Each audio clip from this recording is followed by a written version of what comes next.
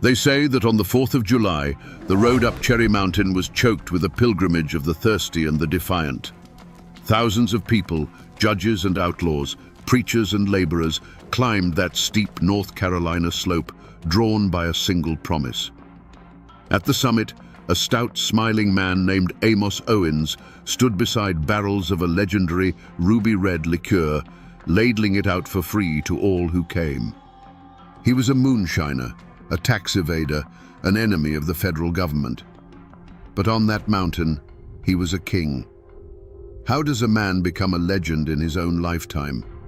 How does a common criminal earn the loyalty of an entire region, turning his defiance into a roaring celebration that the law itself was powerless to stop? Was he a simple man breaking the law for profit? Or was he the last bastion of a fiercely independent mountain spirit? Today, we're going to pour a glass of history and trace the life of the one and only Cherry Bounce King, to understand the man who built a kingdom from corn, wild cherries, and an unbreakable will. To understand a man like Amos Owens, you have to understand the ground he was raised on.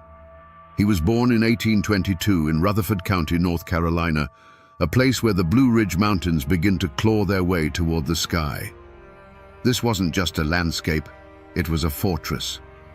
The people who settled these hollows were mostly Scotch-Irish, folks who carried a deep and abiding distrust of distant governments in their bones. They had fled kings and landlords once, and they weren't about to bow to a tax collector from Washington, D.C. Life here was a constant struggle against rock, weather, and isolation. A family's wealth wasn't measured in dollars, but in the yield of their corn patch, the health of their livestock, and the strength of their kin. Corn was life, but it was heavy and difficult to transport over rugged mountain trails. Turning that corn into whiskey was simple economics. It was a way to concentrate a year's worth of hard labor into a portable, profitable, and potent form. For these mountain families, the smoke from a copper still wasn't the sign of a crime. It was the smell of survival. This world operated on a code older than any federal law. Your word was your bond. Your family was your nation. An insult to your honor had to be answered, and a neighbor in need was to be helped without question. The law was something that existed down in the flatlands, an alien system that didn't understand the realities of mountain life. The stories of the Whiskey Rebellion of the 1790s weren't taught as a failed uprising. They were passed down as tales of righteous defiance, cementing the belief that a man had a God-given right to his own craft. But Amos wasn't just a product of the mountains. He was forged in the fires of a foreign war. As a young man, he left his secluded home to fight in the Mexican-American War. Imagine that transition, from the quiet, green solitude of Appalachia to the dusty, brutal battlefields of a foreign land. This experience hardened him. It taught him discipline. It showed him a world far beyond his mountain, and it likely reinforced his belief in self-reliance above all else. He was a veteran, a man who had served his country. When Amos Owens returned home, he came back a different man. He had seen the authority of the United States government up close, but he chose to climb back up Cherry Mountain and live by the old code. He didn't see a contradiction in having fought for the flag and then defying its laws. In his mind, the government had its place, and that place was not on his mountain, telling him what he could and could not do with the corn he grew with his own 2 hands. This was the crucible that created the Cherry Bounce King. He was a man of his people, steeped in a tradition of defiance. He was a farmer who understood the brutal math of survival. And he was a soldier who had learned how to stand his ground. The mountain gave him his ingredients and his fortress, but his unbending character, that was forged in the history of his ancestors and the heat of war. Long before the name Cherry Bounce King echoed through the halls of government, there was just Amos Owens, the artisan. Before the roaring crowds and the legendary defiance, there was the quiet solitude of the pre-dawn hours, the gentle hiss of the copper still, and the steady hand of a man who was a master of his craft. He wasn't just brewing moonshine, he was practicing an art form passed down through generations. He knew the corn by its feel, the fire by its sound, and the final product by a single practiced taste. His cherry bounce wasn't just potent, it was perfect, a testament to a pride in his work that no federal law could ever touch. But this craft wasn't for his own glory.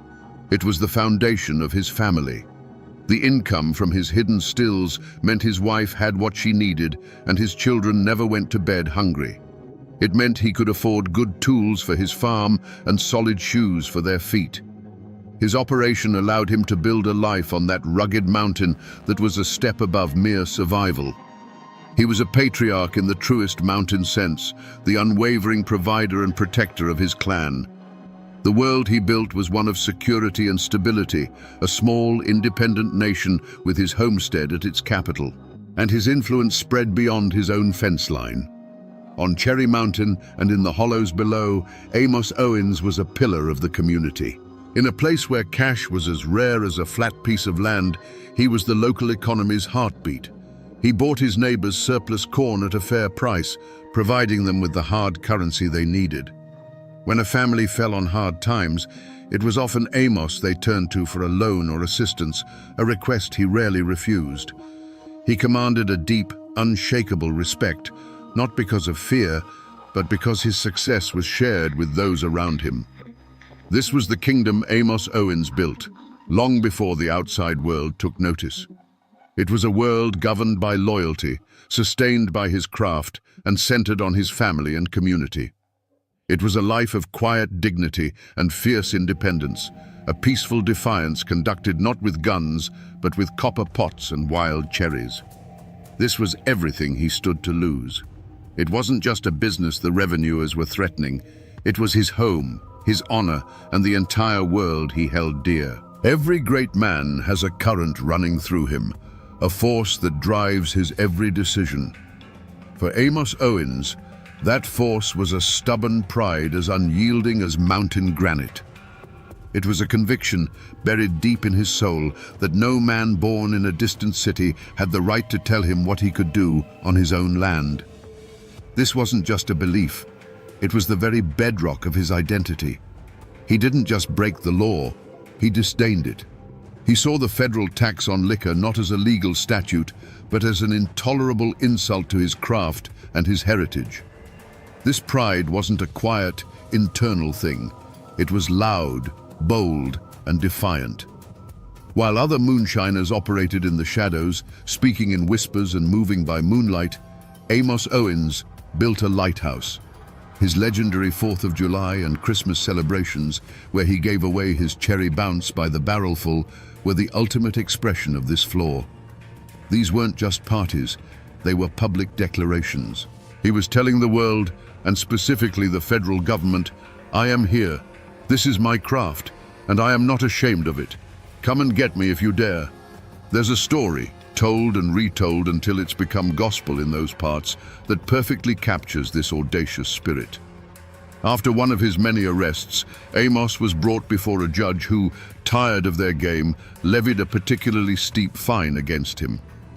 The courtroom fell silent, expecting the old moonshiner to protest or ask for time to pay. Instead, Amos simply nodded, reached deep into the pocket of his overalls, and pulled out a thick wad of cash, bills still smelling faintly of corn mash and wood smoke. He counted out the full amount, placed it on the bench without a word, and walked out a free man. It was not an act of submission, it was an act of mockery. He was using the profits of his crime to pay the penalty, reducing the judge's sentence to a mere business expense. This pride, this absolute refusal to bend, was his greatest strength in the eyes of his neighbors. It's what made him a folk hero. But it was also the crack in his armor. It made him visible. It made him a target. A lesser man might have laid low after a raid, moved his still, and sold his product quietly. But Amos' pride wouldn't allow that. He would rebuild, bigger and better, and the smoke would rise from his chimney stack on Cherry Mountain like a defiant flag, a signal to the law that he had not been beaten. His flaw, then, was his inability to compromise his own code. He was a king on his mountain, and kings do not bow. This stubborn streak ensured that his conflict with the government would never be a quiet, hidden affair. It was destined to become a public spectacle, a long and drawn-out war of attrition. He was daring the lightning to strike, forgetting that in the world of federal law, the storm always gathers eventually. For years, the dance between Amos Owens and the law had a familiar, almost comfortable rhythm. A federal marshal, often a local man who understood the mountain ways, would make the reluctant journey up Cherry Mountain. Stills would be broken, a warrant would be served, and Amos would go along peacefully. It was a ritual, a game of appearances, where the law made its point, and Amos paid his tax in the form of a fine. He always rebuilt, and the marshals always knew he would. There was a strange, unspoken understanding in this ongoing feud. But after the Civil War, the music changed. The federal government was nearly bankrupt, and its thirst for tax revenue became insatiable. The Bureau of Internal Revenue was empowered, unleashing a new breed of agent upon the mountains. These weren't local men playing a part. They were strangers with cold eyes and a fervent belief in federal authority. They saw the mountains not as a different world with its own rules, but as a den of tax cheats who were robbing the US Treasury. Their mission wasn't to play a game, it was to win a war. The spark that lit the fuse came on a crisp autumn morning. A team of these new, determined revenuers stormed Cherry Mountain. This raid was different. It wasn't just about the equipment. With grim efficiency, they found Amos's aging cellar, a cool space dug into the mountainside where his finished product, his art, was stored. They didn't confiscate it. With axes and sledgehammers, they systematically smashed every jug and barrel. Years of work, hundreds of gallons of his legendary cherry bounce, gushed out and stained the earth a deep, bloody red. They were destroying his legacy, pouring his very soul into the dirt. Amos Owens, who had always met his arrest with a wry smile, stood and watched this sacrilege in cold silence. This was no longer a matter of business. They hadn't just destroyed his property, they had committed an act of profound disrespect. They had vandalized his art, violated the sanctity of his craft, and declared that his life's work was nothing more than contraband to be annihilated. The unspoken rules of their long dance had been shattered. For Amos, this was a declaration of war. This act was an unforgivable affront precisely because it struck at the heart of his defiant pride. To be arrested was one thing. To be treated as a common criminal whose masterpiece deserved no more respect than ditch water was another. They had challenged his status, his honor, and his identity as the king of his own mountain. In that moment, watching his life's work bleed into the ground, a decision was made. He would no longer be a mere moonshiner who got caught now and then. He would become a symbol.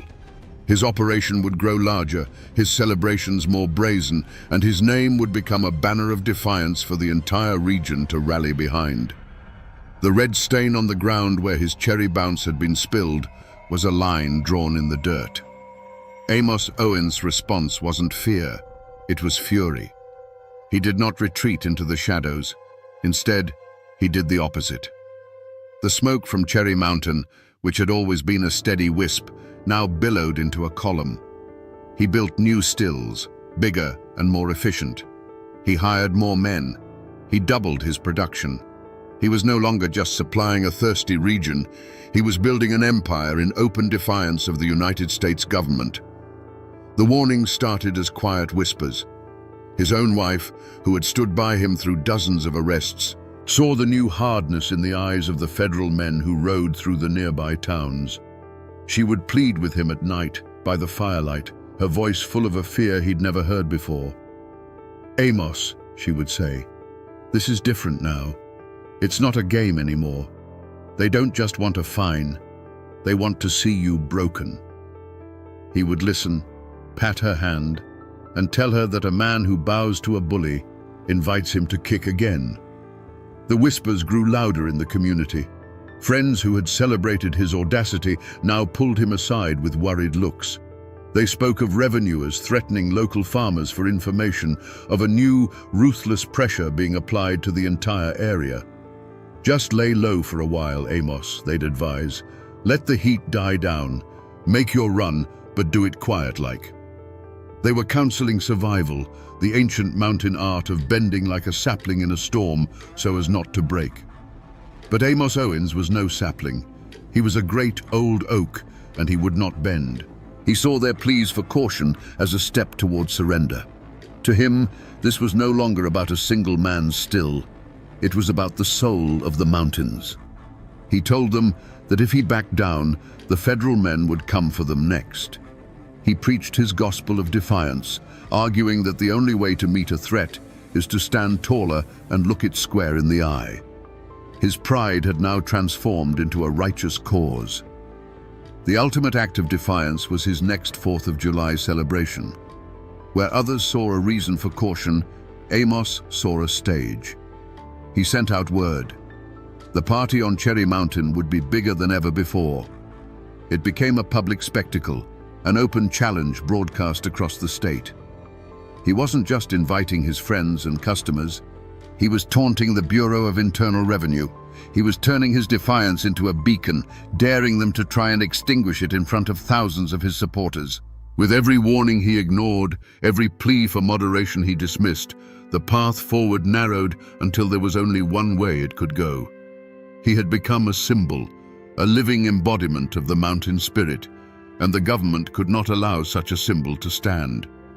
He was isolating himself on a peak of his own making, a king so confident in his fortress that he could no longer see the army gathering at its gates. A violent outcome was no longer a risk. It was a certainty he himself was inviting. The day before the 4th of July dawned clear and bright over Cherry Mountain. The air was already electric with anticipation. Wagons were being moved into place. Barrels of cherry bounce were rolled out from the cellar, and the sound of hammers echoed as a stage was built for the fiddlers. This was to be Amos Owens' masterpiece of defiance, the grandest celebration he had ever hosted. But as the sun reached its zenith, a lone rider was seen making his way steadily up the mountain path. It wasn't a posse.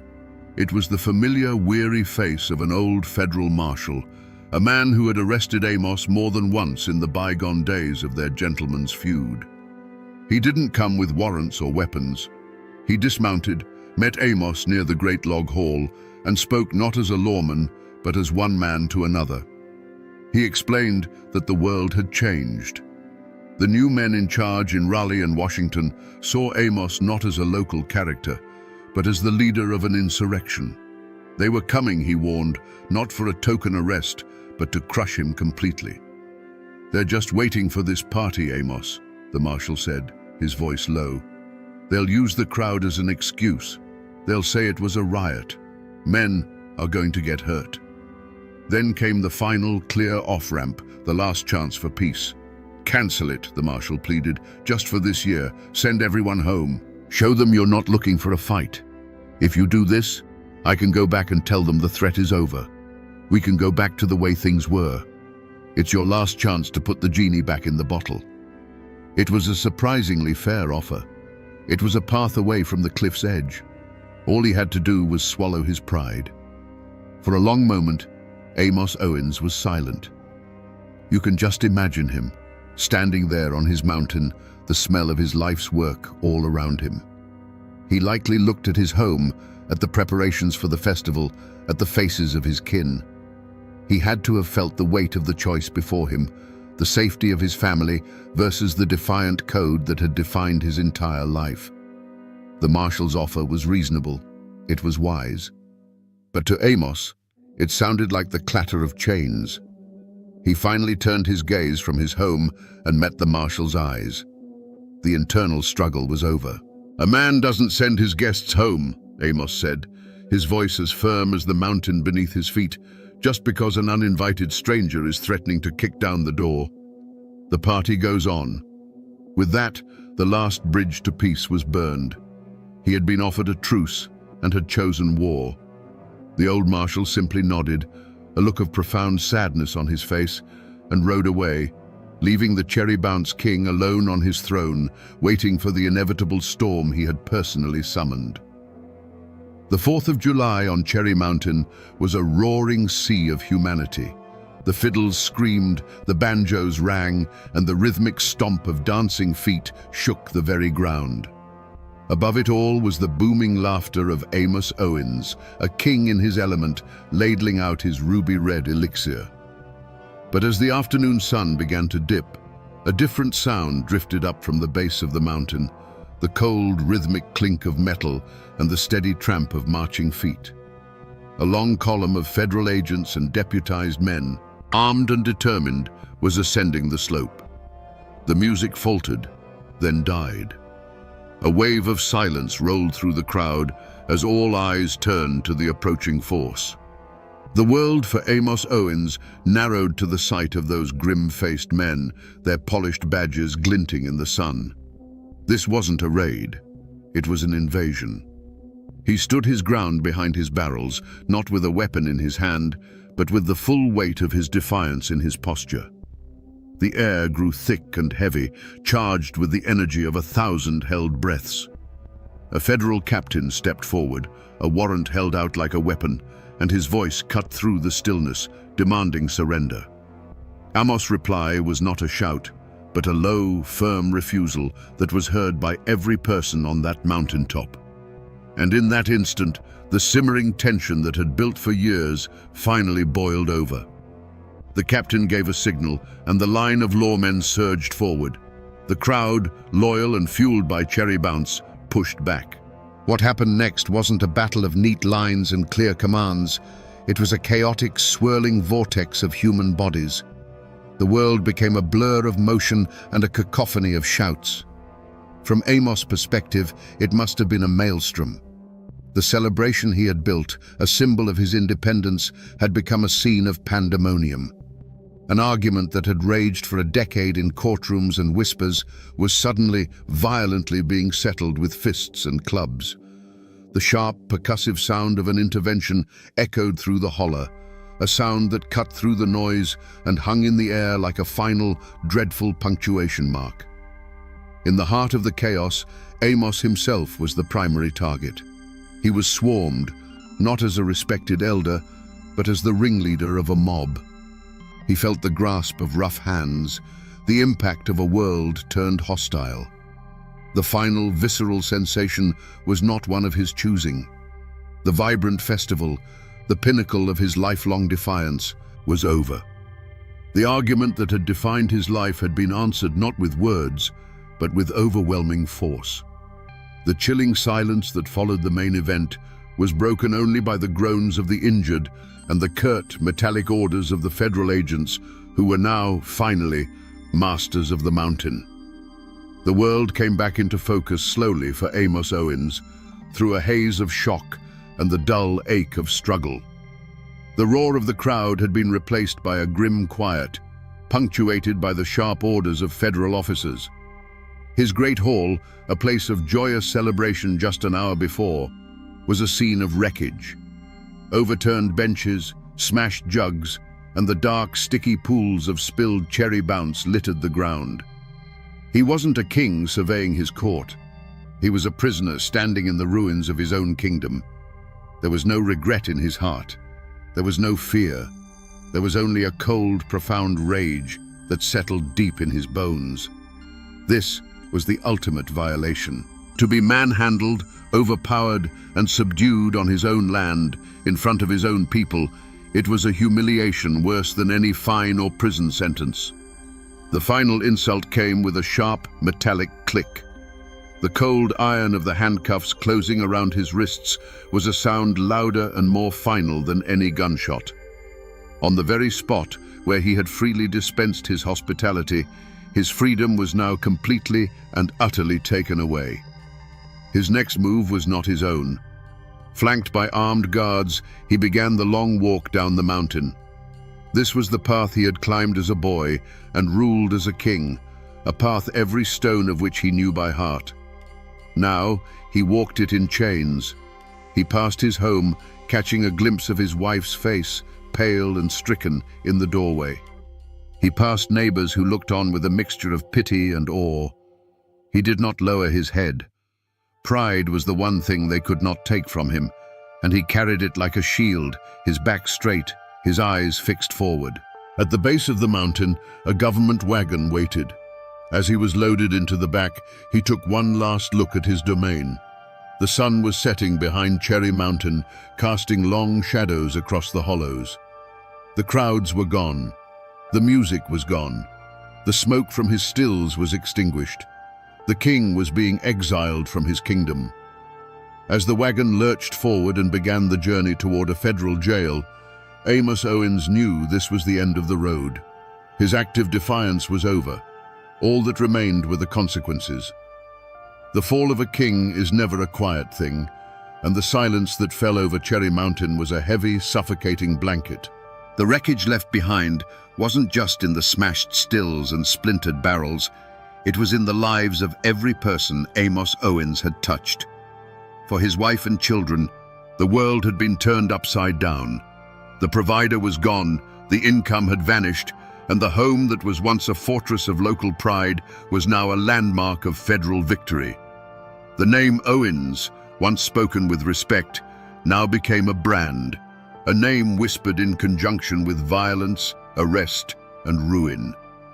They were left to face the cold stares of the law and the uncertain pity of their neighbors, all while trying to scratch a living from a mountain that now seemed haunted by loss. The community itself bore a deep and festering wound. Many who had attended the celebration were arrested or injured in the chaos.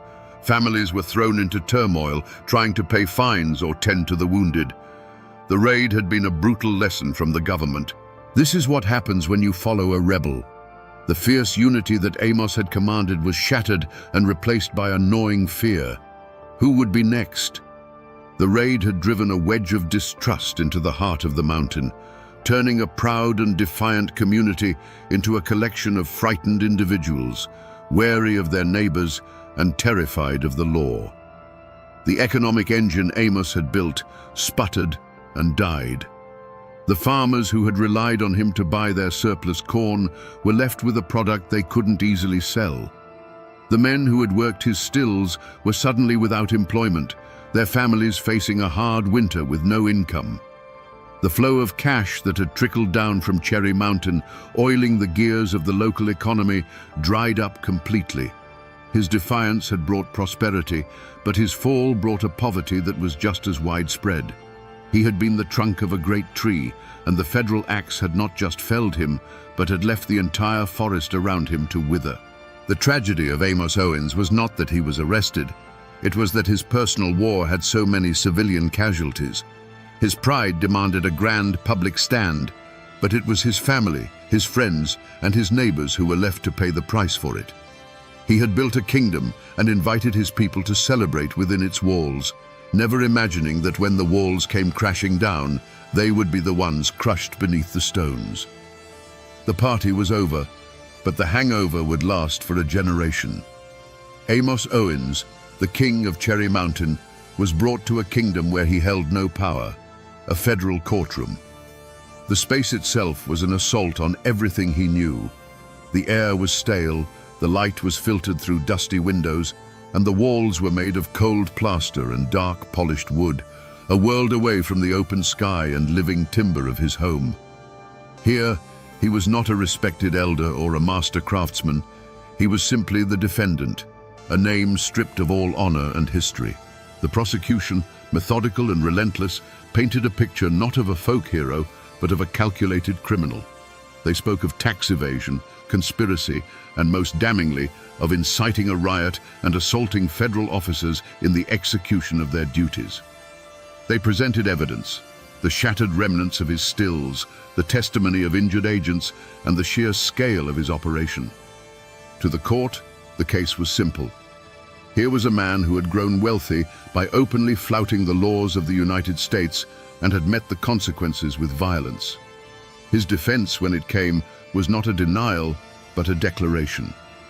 Amos and his lawyer didn't argue the facts. They argued a whole different kind of truth. They spoke of a man's right to his own land and the fruits of his own labor. They spoke of a tradition older than the federal government itself.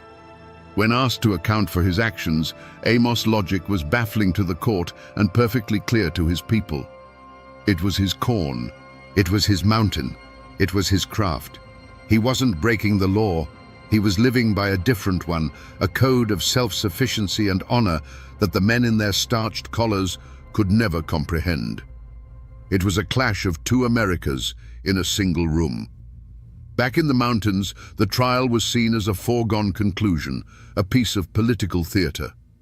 They saw Amos not as a criminal, but as a martyr. He was their champion, captured and put on display by an invading army that called itself the law.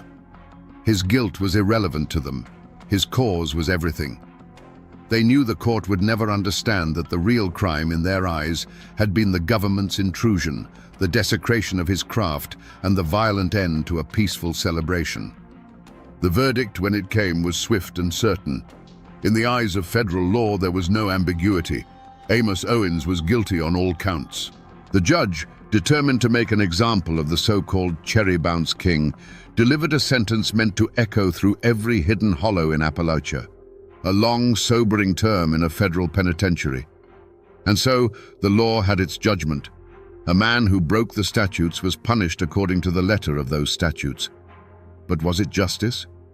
For the people of Cherry Mountain, the answer was a bitter no.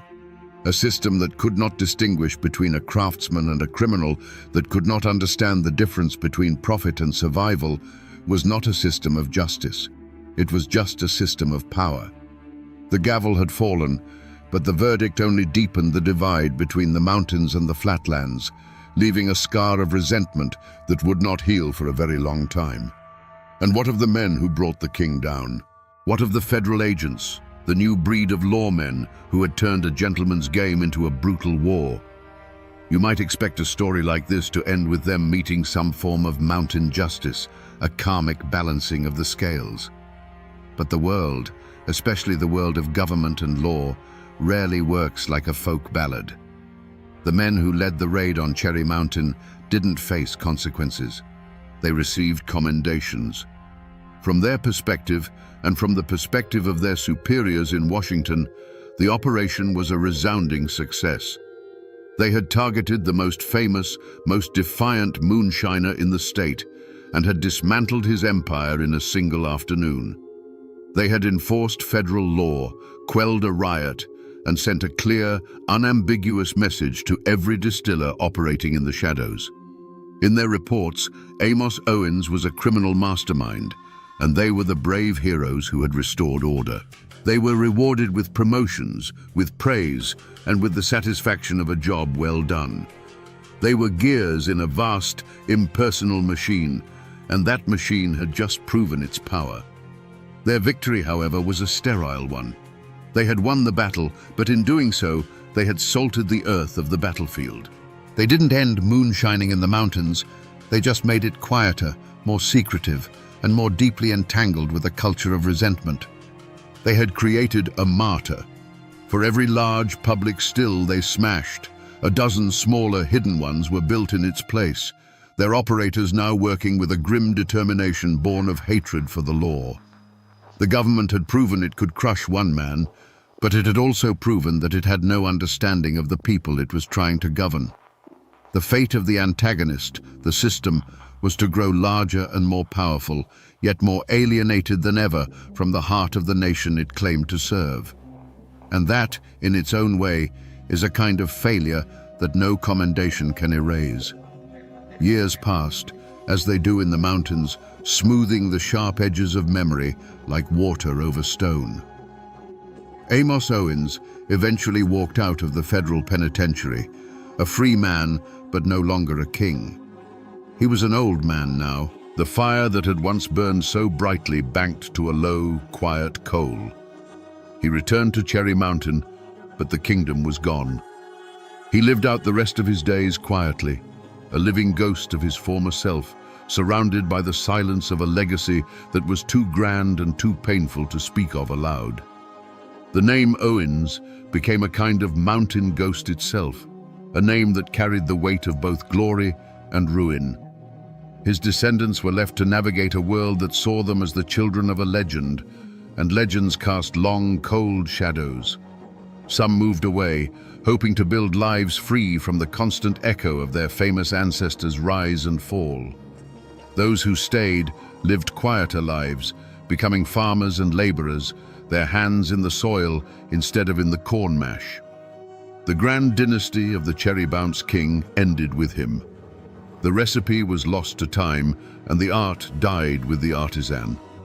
The community healed, but like any deep wound, it left a permanent scar. The great roaring celebrations on Cherry Mountain were never spoken of loudly again. They passed into the realm of myth, a story old men would tell their grandsons with a sad shake of their heads, a cautionary tale about a time when giants walked the earth and were struck down by lightning from a distant government. The open, proud defiance that Amos had championed was buried under a heavy blanket of silence. Moonshining continued, of course, but it was driven deeper into the darkest hollows, a grim business of survival, not a craft of celebration. In the vacuum left by Amos' fall, the power dynamics of the region shifted. With the king deposed, the kingdom fractured. The era of the grand festive moonshiner was over. It was replaced by a new generation who worked in fear and dealt in violence. Men who didn't command the respect of their community and saw the law not as a rival, but as an enemy to be met with deadly force. The government, in its attempt to stamp out a folk hero, had inadvertently created a landscape ripe for common criminals. They had traded a charismatic king for 100 petty warlords, and the mountains became a more dangerous, less honorable place because of it. If you go to Rutherford County today and mention the name Amos Owens, you won't be met with a blank stare. His name is as much a part of the landscape as Cherry Mountain itself, the peak that still bears his story. You can visit his final resting place, a weathered tombstone that states the simple facts of his birth and death, but tells nothing of the fire that burned in between. Some old-timers claim that if you know just where to look, deep in the woods on the mountain slope, you can find the faint outline of a foundation, the scattered stones that were once the hearth of a king. But what people really search for on that mountain isn't stone, it's treasure. The most enduring myth of Amos Owens is that he never trusted banks. The considerable profits from his 60-year career, the story goes, were packed into mason jars and iron pots and buried in secret caches all over the mountain. To this day, the legend of the Cherry Bounce King's fortune persists. Treasure hunters, armed with metal detectors and old maps, still comb those slopes, digging in the red clay, hoping to unearth a piece of the outlaw's legacy. More enduring than any buried treasure, though, are the stories. In the telling, the hard edges of the man have been worn smooth by time. He is remembered not as the tax evader who sparked a riot, but as the generous king who held a feast for his people. He's become a Robin Hood of the Blue Ridge, a symbol of defiance against an unjust system. His story is told as a cautionary tale to children about the dangers of pride, but it's told with a wink and a smile, a clear undercurrent of admiration for the man who dared to stand his ground. And that is why his ghost still walks these mountains. It's not the spirit of a man, but the spirit of an idea. The name Amos Owens has become an echo of that old, unbending mountain code of independence. To speak his name is to speak of a time when a man could declare his own land a sovereign nation and rule it with generosity and an iron will. He is the physical embodiment of the stubborn, defiant, and fiercely loyal character that defines the very soul of Appalachia. Amos Owens. The man has been dust for over a century. But the spirit of the Cherry Bounce King, that spirit is as potent and intoxicating as the liqueur he once brewed. It's woven into the very fabric of those hills, a permanent reminder that some men are too big for the laws of their time. For better or for worse, he still haunts the mountains. So we return to the question we asked at the beginning, standing at the foot of that old mountain. Was Amos Owens a hero or a villain? The law has its simple answer. He was a criminal, a tax evader who paid the price for his crimes. His people have theirs. He was a king, a generous folk hero who stood up for their way of life. But the truth, as always, is far more complicated and far more human. Amos Owens wasn't a hero or a villain. He was a relic of a dying age, a man whose mountain code was being crushed by the relentless march of a modern nation. In the end, the Ballad of Amos Owens is a story about pride. It was a pride as pure and potent as the whiskey he distilled. It drove him to master his craft, to provide for his family, and to build a community around the fire of his generosity. But that same unbending pride made him blind. It blinded him to the changing world. It made him deaf to the warnings of those who loved him, and it demanded a sacrifice that was not his alone to make. His greatest strength, that absolute refusal to bow, became the fatal flaw that brought his entire kingdom crashing down into the dirt. He was a man who stood for the timeless values of independence, craftsmanship, and community. But he stood so tall that he became a target, and in his fall, he reminds us that even the strongest oak on the mountain can be felled by the patient axe of the outside world. And that, my friends, is the ballad of the Cherry Bounce King, a man who would give away his finest liquor for free, but would not surrender a single drop of his pride to any law under heaven.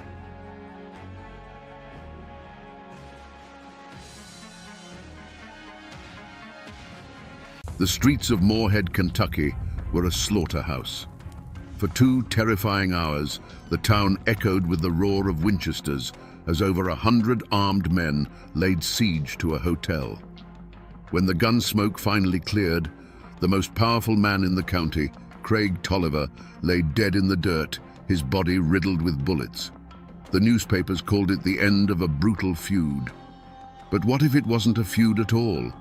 What if it was the final bloody battle of a war fought over politics, power, and the very soul of a county?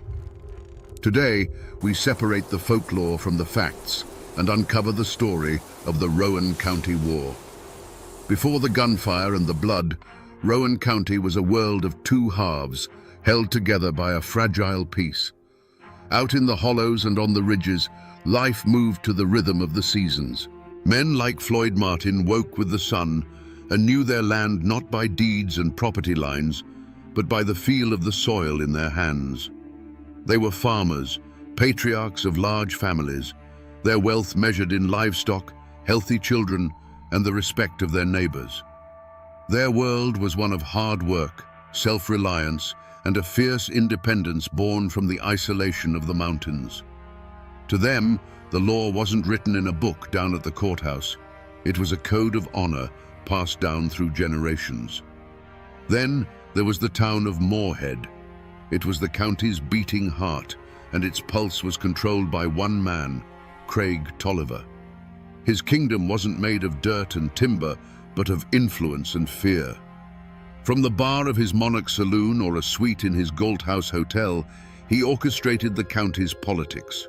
He was handsome, always dressed in fine clothes that stood out against the town's mud and dust, but his smile never quite reached his eyes. He was the democratic boss, the man who could make another man rich with a handshake or ruin him with a whisper. He saw Morehead not as a home, but as a chessboard, and every person in it was a pawn. These 2 worlds brushed against each other on market days.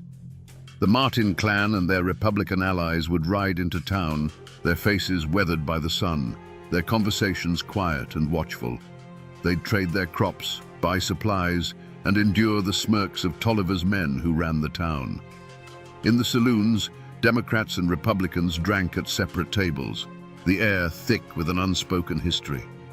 Everyone knew who had worn the blue and who had worn the gray, or whose father had. It was a peace, but it was the kind of quiet you get in the woods just before a storm breaks.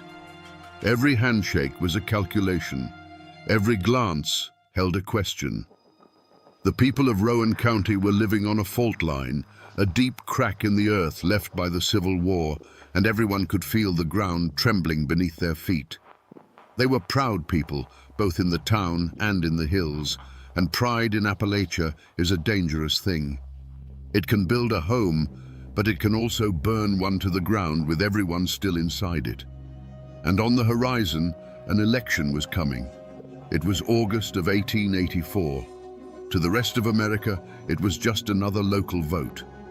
But in Rowan County, it wasn't about choosing a representative. It was a referendum on power itself. It was the spark falling toward a powder keg that had been filling for 20 years.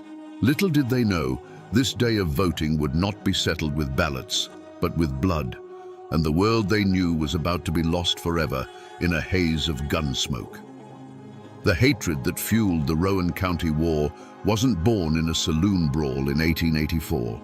Its seeds were sown 20 years earlier in the blood and fire of the Civil War.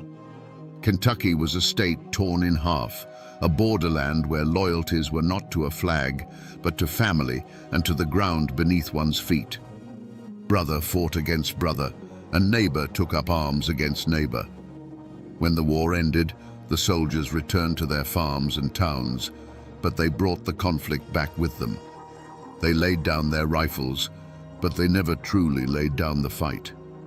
In the rugged hills of Rowan County, these old battle lines hardened into political identities.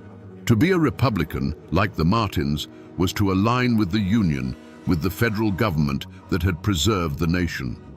It was the party of Lincoln, a symbol of victory and order to some, but of occupation and overreach to others. To be a Democrat, like Craig Tolliver and his faction, was to carry the banner of the old Confederacy, of states' rights and resistance to that same federal power. It was a politics of pride and grievance, a burning resentment that the world had been turned upside down. This wasn't about policy debates, it was about memory. It was about which side your father fought on at Perryville or Shiloh. It was about remembering the Union patrols or the Confederate raiders who had passed through these very hollows. The land itself held these memories. For the Martins and their allies, their farms were a testament to their own hard work and independence, a legacy carved from the wilderness. For Tolliver, the town of Moorhead was a different kind of territory, a center of power to be controlled, its commerce and law to be bent to the will of his party, his faction, his cause. In these mountains, a family name is a heavy thing. It's a coat of arms and a burden, all at once. The name Martin became a rallying cry for every Republican farmer who felt choked by the town's political machine. It stood for the country, for the hills, for the men who answered to no one but God. And the name Tolliver became the symbol of absolute democratic control, of the saloons, the courthouse, and the money that made the town run. It was a feud of ideas long before it was a feud of men. The blood of the Civil War had never truly dried. It had just soaked into the soil, waiting for a single spark to turn the ground red once more. The conflict in Rowan County didn't live in grand declarations, but in the quiet, poisonous whispers that spread from house to house. Craig Tolliver's Monarch Saloon wasn't just a place to drink. It was a spider's parlor where the web of rumor was spun. Here, his lieutenants, men who owed him their jobs or their freedom, would gather. They were the town's deputies, clerks, and business owners, all bound to Tolliver by loyalty or fear. They nurtured every slight against their party, magnifying small disputes into grave insults against the Democratic cause and Tolliver himself. The Martin alliance was quieter, forged not over whiskey, but over shared meals and silent nods of understanding on the steps of a country church. Theirs was a sprawling network of kin and fellow Republicans, families like the Coopers and the Hoggers, who saw Tolliver's grip on the courthouse as a tyranny that was slowly strangling them.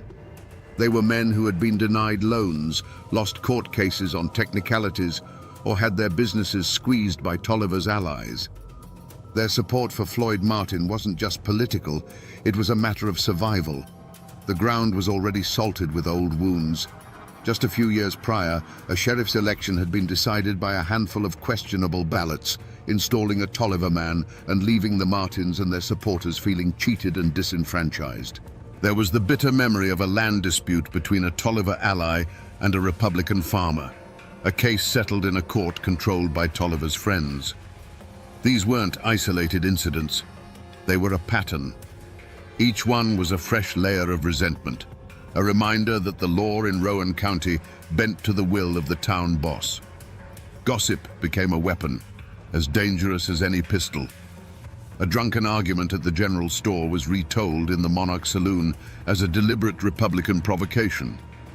A Martin supporter speaking too loudly about his rights was marked as a troublemaker. The air grew thick with suspicion. Men started carrying guns, not just for hunting, but for a trip into town. Friendships that had crossed party lines began to fray. The community wasn't just divided, it was curdling, turning sour with paranoia and hate. The stage was being set for a tragedy, and every rumor, every old grudge, was another nail being hammered into the coffin of peace. In the long, sweltering weeks leading up to the August election of 1884, a heavy stillness settled over Rowan County. The summer had been brutally hot and dry, cracking the creek beds and turning the dirt roads into a fine, choking powder that coated every leaf and fence post. Old-timers whispered that it was a bad sign when the katydids fell silent in the heat of the day. It was as if the land itself was holding its breath, waiting for the coming violence. The usual sounds of the mountains, the birds, the rustle of game in the undergrowth seemed to have faded, replaced by an oppressive quiet that felt more menacing than any storm. The true omen, however, wasn't in the sky or the trees. It was in the faces of the men gathering in Moorhead. Election day was approaching, and it felt less like a civic duty and more like a muster for war.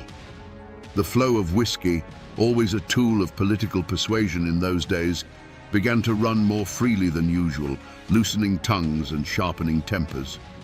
Craig Tolliver's men walked the town's boardwalks with a certain swagger, their hands resting near their hips, while the Martin men who rode in from the country were grim-faced and watchful, their eyes scanning every alley and doorway. A deep sense of dread, a cold knot in the gut, became a shared secret among the people of Rowan. Wives watched their husbands clean rifles that hadn't been fired since the last deer season, a silent question hanging in the air between them. Men who had been neighbors their whole lives now passed each other on the road with a curt nod, the old bonds of community straining under the weight of political hatred. This wasn't just another election. It felt like a final reckoning was at hand. They couldn't have known what was coming, not exactly, but they could feel the pressure building, a charge in the air that promised not rain, but lightning. Election day, August 4th, 1884, dawned hot and suffocating. At a polling place just outside Moorhead, the air was thick with more than just summer humidity. It was charged with whiskey and years of bottled-up hatred. Men from both factions gathered, their political affiliations worn like uniforms. Votes were being bought with liquor, and every conversation was a low growl of intimidation or defiance. This wasn't democracy in action. It was a standoff, a test of nerve where everyone was waiting for the first man to flinch. The spark came in the form of a drunken slur. John Martin, Floyd Martin's own son, got into a heated argument with a fervent Tolliver supporter named Solomon Bradley. The exact words were swallowed by the noise and the heat, but they were likely the same insults that had been traded for years. Taunts about the war, about family, about honor. But this time, fueled by cheap whiskey and the tension of the day, words were not enough. Shouts turned to shoves, and shoves exploded into a vicious, desperate brawl. It was over in a flash of chaotic violence. The crowd surged, men yelled, but no one dared to intervene. In the midst of the scuffle, in the dust and the confusion, Solomon Bradley fell to the ground, mortally wounded. Whether a knife flashed in the sun, or if he was simply beaten to death, the accounts would forever conflict. But the result was brutally clear. Bradley lay dying, and John Martin stood over him, his knuckles raw, the grim reality of his actions beginning to dawn on his face. The cheering and the jeering died instantly, replaced by a stunned, horrified silence. The news ripped through the county faster than a telegram. For the Martin clan, it was a tragedy, but a defensible one. They called it a fair fight, a drunken brawl that went too far, provoked by Tolliver's men and their liquor. John Martin was arrested, and his family prepared for a legal battle. But for Craig Tolliver and his faction, this was no accident. This was a declaration of war. It was the son of their political enemy striking down one of their own on election day. They saw it as a calculated act of aggression, an assassination meant to send a message. The law might have had John Martin in a cell, but the code of the mountains now demanded a different kind of justice. The political quarrel had been baptized in blood. It was no longer about who would control the courthouse, it was about vengeance. The first drop of blood had hit the dry Kentucky dirt, and a war was about to bloom from it. There was no going back now. What followed was not an open war, but a slow, creeping plague of violence that lasted for 3 years. The law of the gun replaced the law of the land, and Rowan County became a place of shadows and fear. Death could come from anywhere, at any time. A man might be plowing his field, the only sound the harness creaking and the birds singing, when the tree line would suddenly erupt with a volley of gunfire. He would simply fall, another life erased without a word. A riderless horse returning to a barn at dusk became a common and dreaded sight, a silent messenger of another ambush. The first major act of retribution was aimed directly at the head of the Martin clan. As Floyd Martin rode along a quiet country road, a section of woods he'd passed 1,000 times before, the trees themselves seemed to explode. A hail of lead tore through the air, and Martin was thrown from his horse. He lay grievously wounded, but by some miracle, he survived. The message, however, had been delivered in smoke and lead. No one was safe, no place was sacred. The war of assassination had begun. This shadow war culminated on a blistering summer morning, June 22nd, 1887. The Martin faction, now an army of over 100 determined men, descended from the hills and laid siege to Moorhead. The morning calm was shattered by a sound like rolling thunder, a sound that sent townspeople scrambling for their lives, diving into cellars or hiding behind anything that could stop a bullet. For hours, the air was filled with a constant, deafening roar as hundreds of rounds were fired. It was a storm of lead. The high-pitched whine of bullets was everywhere. Wooden storefronts splintered, sending shards of timber flying through the air. The windows of the Galt House Hotel, where Craig Tolliver and his men were cornered, shattered one by one. Through the thick haze of gunsmoke, you could see the muzzle flashes from doorways, from rooftops, from behind wagons. The Martin men weren't brawling. They were conducting a methodical extermination, tightening a noose of rifle fire around the heart of Tolliver's power. Then came the final, desperate act. Trapped, his men falling around him, Craig Tolliver made a run for it. He burst from the hotel, a flash of motion against the chaos. It wasn't a single shot that answered him, but a deafening, instantaneous chorus of rifles firing as one. The unstoppable town boss, the man who had ruled Rowan County with an iron fist, simply collapsed in the middle of the street. And in the moment his body hit the dirt, the thunder of the guns stopped. A deafening silence fell over Moorhead, broken only by the ringing in men's ears and the sight of the dead man lying in the dust. The war was over. To understand the 3 years of terror that followed, we must try to look at the world through Craig Tolliver's cold, calculating eyes. In his own mind, he was no villain. He was a king, and Moorhead was his kingdom. The Galt House Hotel was his castle, the Monarch Saloon his throne room. He believed in order, but it was his order. He provided jobs, settled disputes, and kept the peace, all so long as his authority was never questioned. He didn't see the Martins and their allies as a political opposition. He saw them as rebels, as a disease threatening the body of his carefully controlled world.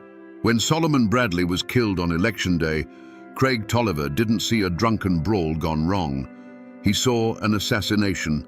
He saw the son of his chief rival striking down one of his loyalists in a blatant act of defiance. To him, this was an insurrection, a declaration of war against his rule. A king cannot allow such a challenge to go unanswered, or the throne itself will crumble.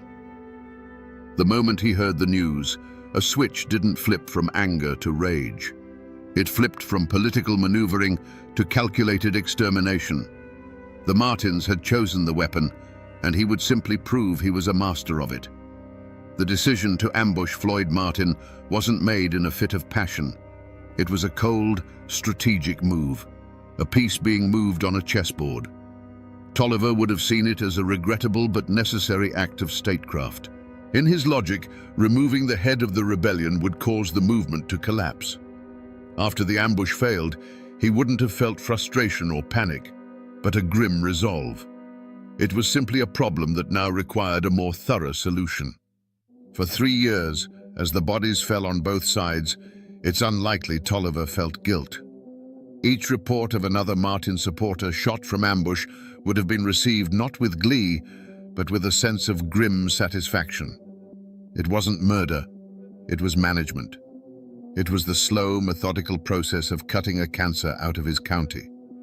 He was the only man, in his own view, strong enough to do what needed to be done. This is what makes his evil so chilling. It was not the product of madness, but of a terrible, unwavering certainty that he was the hero of his own story. When the final volley of shots faded, a silence fell over Moorhead. It was a silence so deep and heavy, it felt louder than the gunfire that had preceded it. A thick, acrid haze of gun smoke hung in the humid summer air, burning the eyes and throat. For a long moment, nothing moved.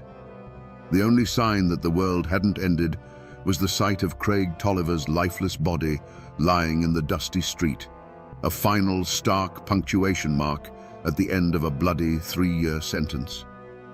Slowly, cautiously, the town began to emerge from its hiding places. Cellar doors creaked open. Shopkeepers peered out from behind barricaded windows. The faces of the townspeople were pale with shock, their eyes wide as they took in the scene. The main street looked like a battlefield. Bullet holes pocked nearly every building. Windows were shattered, and the ground was littered with spent shell casings. The bodies of Tolliver and his lieutenants lay where they had fallen, silent testament to the terrible finality of the fight. The Martin faction, victorious, did not flee back to their hollows. They were no longer an invading army. They were the new power in Rowan County. They stood in the open, rifles held loosely in their hands, their faces grim and streaked with sweat and gunpowder. They had come to Moorhead to kill a king, and they had succeeded. With Tolliver and his closest men dead, their political machine, built on years of intimidation and control, had vanished in the space of a single morning. The reign was over, but news of a private war travels fast. When word reached the state capital of Frankfurt that a county seat had been seized by an armed force and its leadership exterminated in the streets, the reaction was one of pure shock. This wasn't a feud, this was an insurrection.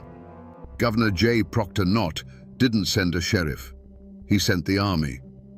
For the first time in Kentucky's history, the state militia was called out to quell a local war.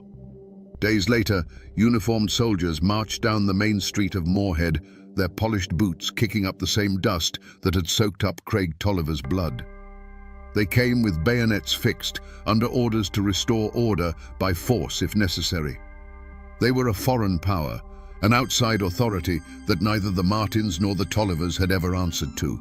Their arrival marked the true end of the war. The law of the mountains had finally been silenced by the law of the state.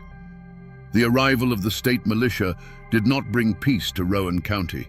It simply put a lid on a boiling pot. The gunfire was replaced by a tense, suffocating quiet, enforced by the cold steel of soldiers' bayonets. But beneath this forced calm, the community was more fractured than ever. The war wasn't over. It had just moved indoors, into the whispers in the general store and the fearful glances exchanged over church pews. The town of Moorhead and the surrounding hollows broke into two camps, with a terrified majority caught in the middle. For the Republicans and the families of the Martin faction, It was a moment of liberation. They saw themselves not as killers, but as patriots who had overthrown a tyrant. They had stood up to Craig Tolliver's machine and won, restoring what they believed was true justice to the county. They were the heroes of their own story, and they expected to be treated as such. But for the friends, allies, and business partners of the dead Democrats, the Martin clan was a mob of savage murderers from the hills. They saw the great gunfight not as a battle, but as a massacre, and they now lived in mortal fear of the men who had perpetrated it. This fear gave birth to a powerful conspiracy of silence. When the state authorities began their investigation, they were met with a wall of sealed lips and downcast eyes. Men who had witnessed the entire 2-hour battle from their shop windows suddenly claimed they had been hiding in their cellars and had seen nothing. Others, who surely knew the names of every man who marched on the town, would only shrug and say they couldn't recognize anyone through the smoke.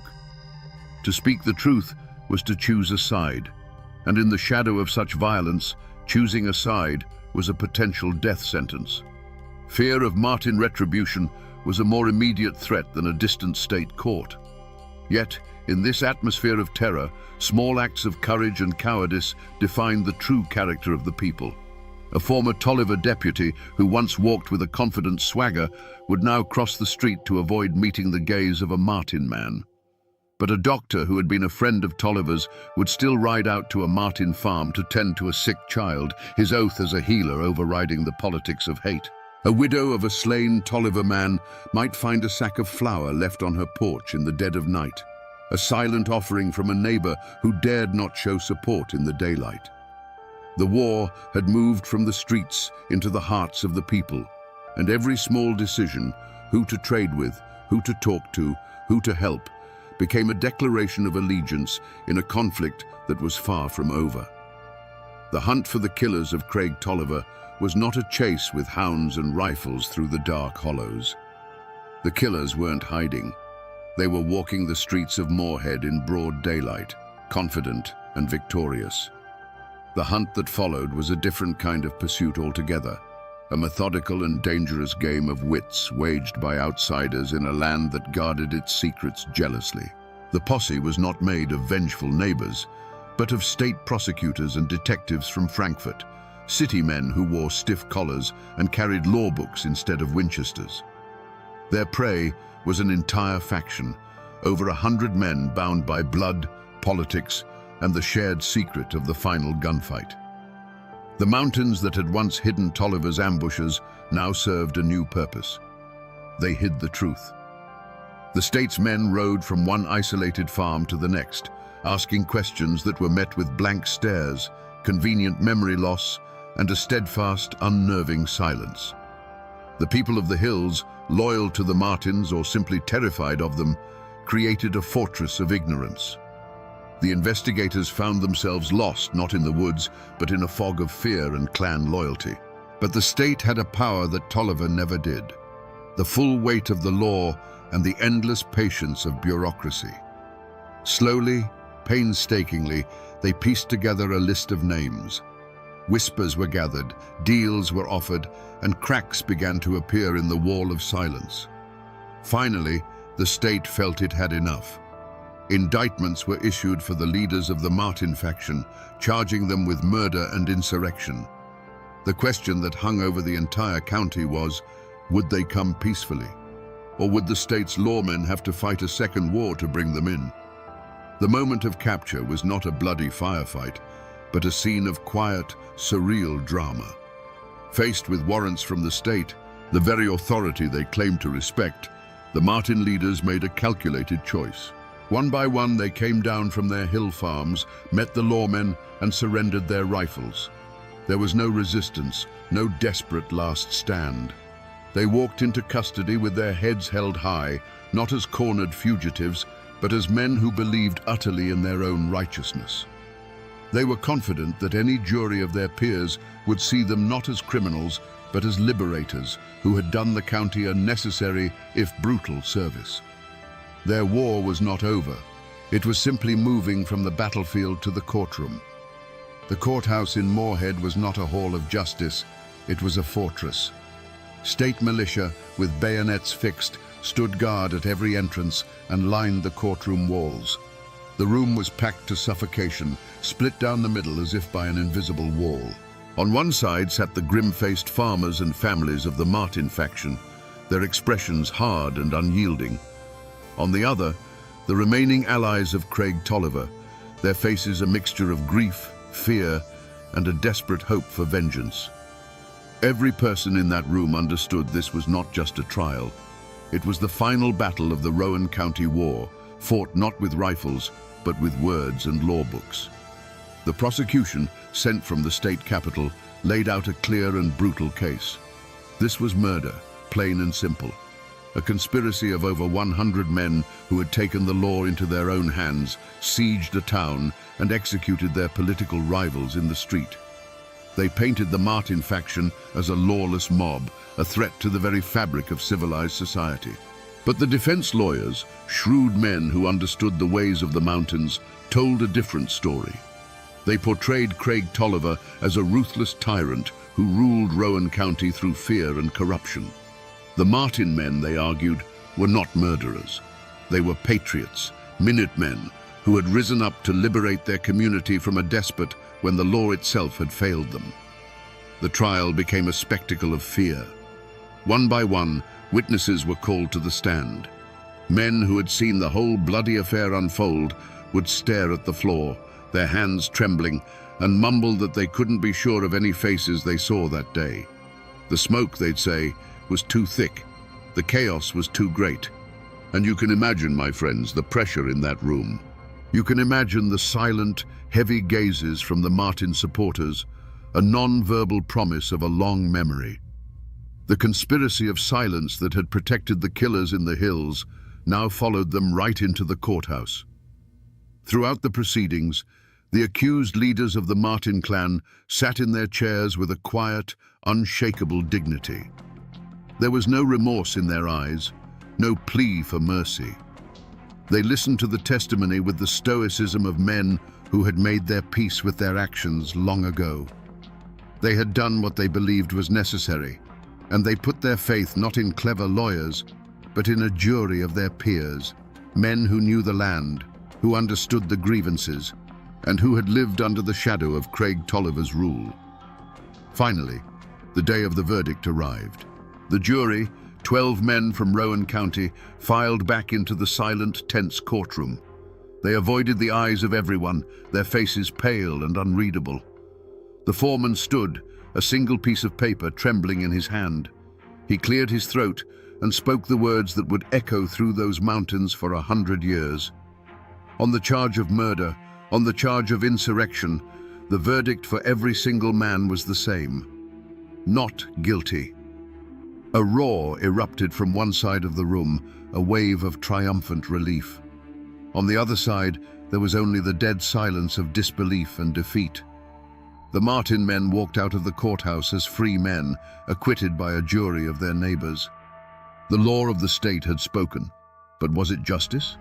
Or was it fear, wearing a judge's robes? The Martin men walked free from the courthouse, but the war had left a scar on every soul in Rowan County. For the allies of Craig Tolliver, the verdict was not just an acquittal, it was an eviction notice. Their leader was dead, their power was shattered, and the men who had killed him now held all the cards. There was no future for them in a county run by their mortal enemies. A quiet, grim exodus began. One by one, they sold their businesses and their land for whatever they could get, packed their families into wagons, and disappeared from the county, seeking a life in a place where their name was not a mark of defeat. For the victorious Martin faction, life after the verdict was not a simple return to peace. They had won the war, and in the following years, they took control of the courthouse and the sheriff's office, just as they had set out to do. But their victory was a heavy crown. They were no longer simple farmers. They were the men who had laid siege to a town and killed its leader. They were respected by their allies, but forever watched with fear by others. They had to live with the ghosts of what they had done, and the silence of their neighbors was a constant reminder of the blood that had been spilled. They had freed Rowan County from a tyrant, but in doing so had become figures of awe and terror themselves. The community, caught in the middle, made a silent pact to forget. It was a wound too deep to be discussed, a memory too painful to be preserved. The bullet holes in the storefronts were patched with new wood. The Galt House Hotel, the blood-soaked epicenter of the battle, stood empty and decaying for a time, a grim monument to the war, until it eventually burned to the ground, taking its ghosts and stories with it in the smoke. People stopped talking about the feud. A generation grew up knowing only a sanitized version of the story, or perhaps none at all. The great gunfight became the county's dark secret, a history that everyone knew, but no one dared to speak aloud.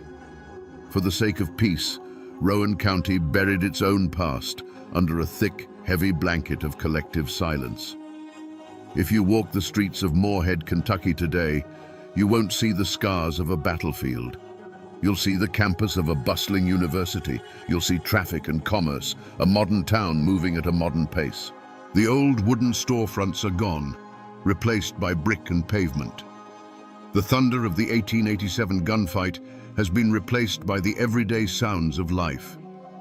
It would be easy to think that the Rowan County War was just a tall tale, a ghost story whispered by old men. But if you look in the local phone book, you will still find the names Martin and Tolliver. The descendants of the men who fought and died in that war still live on the same land, still walk the same streets. The blood has thinned, the old hatreds have cooled into a shared, complicated history. They are no longer armies, just families. A Martin and a Tolliver might work together.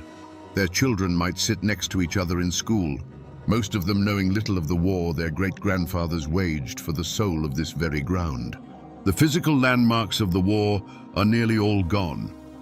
The Galt House Hotel is a ghost, its location now just a spot on a modern street.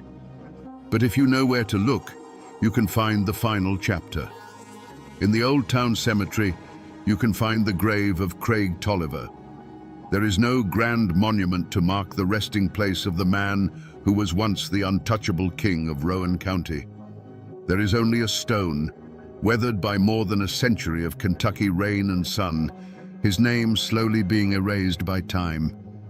It's a quiet, humble end for a man whose life was so loud and violent. People have tried to forget. For generations they buried the story, hoping silence would heal the wounds. But in Appalachia, the land has a memory longer than any person's. The mountains that surround Moorhead stood as silent witnesses to the ambushes and the final bloody siege. The waters of Triplet Creek still flow as they did when they ran dark with rumor and fear. The buildings are gone, the guns are rust, and the men are dust, but the mountains remember everything. So we return to the question we asked at the very beginning around this digital campfire. Was this a feud, or was it a war? The story of Rowan County gives us a clear and chilling answer. This was not a petty squabble between families. It was the final bloody battle in a political war that had been simmering since the end of the Civil War. It's a brutal lesson in what happens when the law serves one man instead of all men, and when an entire community feels it has no recourse but the rifle. The great tragedy of the Rowan County War is that there were no simple heroes. To defeat a tyrant like Craig Tolliver, who had wrapped the law around himself like a shield, the Martin faction had to become a mirror of his own ruthlessness. They had to abandon that very law and become an army, delivering a verdict with a volley of lead because they believed a jury never would. This story forces us to confront an uncomfortable truth, that the line between a liberator and a killer can sometimes be as thin as a puff of gun smoke. This is a story of the indomitable and sometimes terrifying Appalachian spirit. It is a testament to a code that says a man's honor is his own to defend, and that power taken by force can be taken away by force. It is a dark and violent chapter in our history, but one we must remember, for it reminds us that beneath the quiet surface of our towns and our histories, There are sometimes wars that have never truly ended. And now, my friends, you know the rest of the story.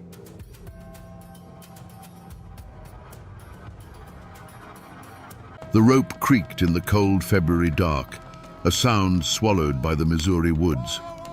The body of Ben Bolin swung from the limb of a white oak, a grim pendulum marking the end of a bloody Ozark chapter. To the men who put him there, he was a monster, a tyrant who terrorized the hills under the guise of justice. But just a few years earlier, many of those same men, or their neighbors, would have called him a savior, a dark angel sent to deliver them from chaos. So which was he? A righteous crusader who lost his way? Or a brutal killer who simply found the right mask to wear? Today, we're not just telling the story of a vigilante's death. We're peeling back over 100 years of rumor and legend to find the man himself, to understand how the iron fist of the bald Nobbers became a ghost, forever riding the haunted backroads of the Ozarks. To understand the firestorm that was the bald Nobbers, you must first walk through the world they burned down. Imagine the Ozarks in the 1880s. This wasn't a land of gentle hills and quaint cabins. It was a fortress built by nature. Light struggled to pierce the dense canopy of oak and hickory, leaving the hollows in a state of perpetual twilight. Creeks cut through limestone like silver knives, their waters running cold and clear. A man could get lost a mile from his own home and never be found. The land was beautiful, but it was a hard, unforgiving beauty that demanded respect and bred a deep sense of isolation. The people were as rugged as the land they worked. They were farmers, loggers, and hunters, their hands calloused and their faces etched by sun and hardship. Their lives were governed by the rhythm of the seasons, ploughing the rocky soil in the spring, enduring the suffocating humidity of summer, harvesting their meager crops in the fall, and hunkering down for the long, cold winter. Their world was small, often no larger than the valley where they were born. A trip to the county seat in Forsyth was a major event. The law, headquartered in some far-off city like Springfield, was less than a rumor. It was a ghost, a thing that had no power here. But beneath this quiet surface of toil and survival, the poison of the past was still at work. The Civil War had never truly ended in these hills. It had simply shattered into 1,000 personal feuds. Neighbor had fought neighbor as bushwhackers and jayhawkers, and the memories of burned-out farms and midnight raids were passed down from father to son like a cursed inheritance. Trust was a rare commodity, usually reserved for immediate kin. At night, heavy wooden bars were dropped across cabin doors, and the sound of an unfamiliar horse was enough to make a man reach for the rifle he kept over the mantel. This simmering fear created a vacuum, and into that vacuum crept a new kind of evil. Gangs of thieves and cutthroats, like the notorious Taylor brothers, roamed the countryside, preying on the very people the law was supposed to protect. They stole livestock, burned barns, and terrorized families, knowing there would be no consequences. Decent folk felt helpless, trapped between the ghosts of old hatreds and the very real threat of modern outlaws. They were good people pushed to the edge, praying for a savior. And in the smoky corners of general stores and under the shade of churchyard oaks, a dangerous idea began to take root. It was whispered at first, a desperate question passed between men who were tired of being afraid. If the law wouldn't protect them, who would? If justice was blind or simply too far away, then perhaps it was time for them to create their own. They didn't know it yet, but they were laying the foundation for a movement that would offer them salvation with one hand and deliver damnation with the other. The storm was gathering, and its name was justice. The Ozarks weren't settled, they were conquered. Not from some foreign power, but from the wilderness itself. The families that put down roots here in the generations before the war were mostly Scots-Irish, a people known for their fierce independence and a deep-seated suspicion of any authority they didn't create themselves. They weren't given land grants from a distant king. They earned their homesteads with an axe, a plow, and a rifle. Every field cleared of rocks, every cabin raised log by log, was a testament to their grit. This land wasn't just property to them, it was a part of their identity, paid for in sweat and blood. To threaten a man's land was to threaten his very soul. Then came the Civil War, and it fell on these hills not like a conventional war, but like a plague. Missouri was a border state, and that border ran straight through the heart of every family and every town. This wasn't a war of blue and gray armies marching in formation. It was the war of the torch and the rope. It was a war of neighbors. Confederate sympathizers formed guerrilla bands known as bushwhackers, while Union men became jayhawkers. They didn't fight over grand strategy. They fought over livestock, loyalties, and long-held grudges. A midnight raid could leave a family homeless, or worse. The violence was intimate, personal, and it left scars that wouldn't heal for a century. When the war officially ended in 1865, the fighting in the Ozarks didn't stop. It just lost its flag. The men who had spent 4 years living by the gun found they couldn't simply go back to the plow. Some of the most brutal bushwhackers and jayhawkers simply became outlaws, continuing their reign of terror without the thin veil of military cause. They knew the secret paths, the hidden hollows, and the fear in people's hearts. They were the war's bitter harvest, and they choked the life out of the fragile peace. This is where the weight of a name became a life or death matter. A family name in Taney County wasn't just a label, it was a history. It told people where your father stood in the war. It whispered of old debts and unsettled scores. To be a Taylor was to carry the reputation of Confederate defiance and post-war banditry. To be a Kinney suggested a history of staunch unionism.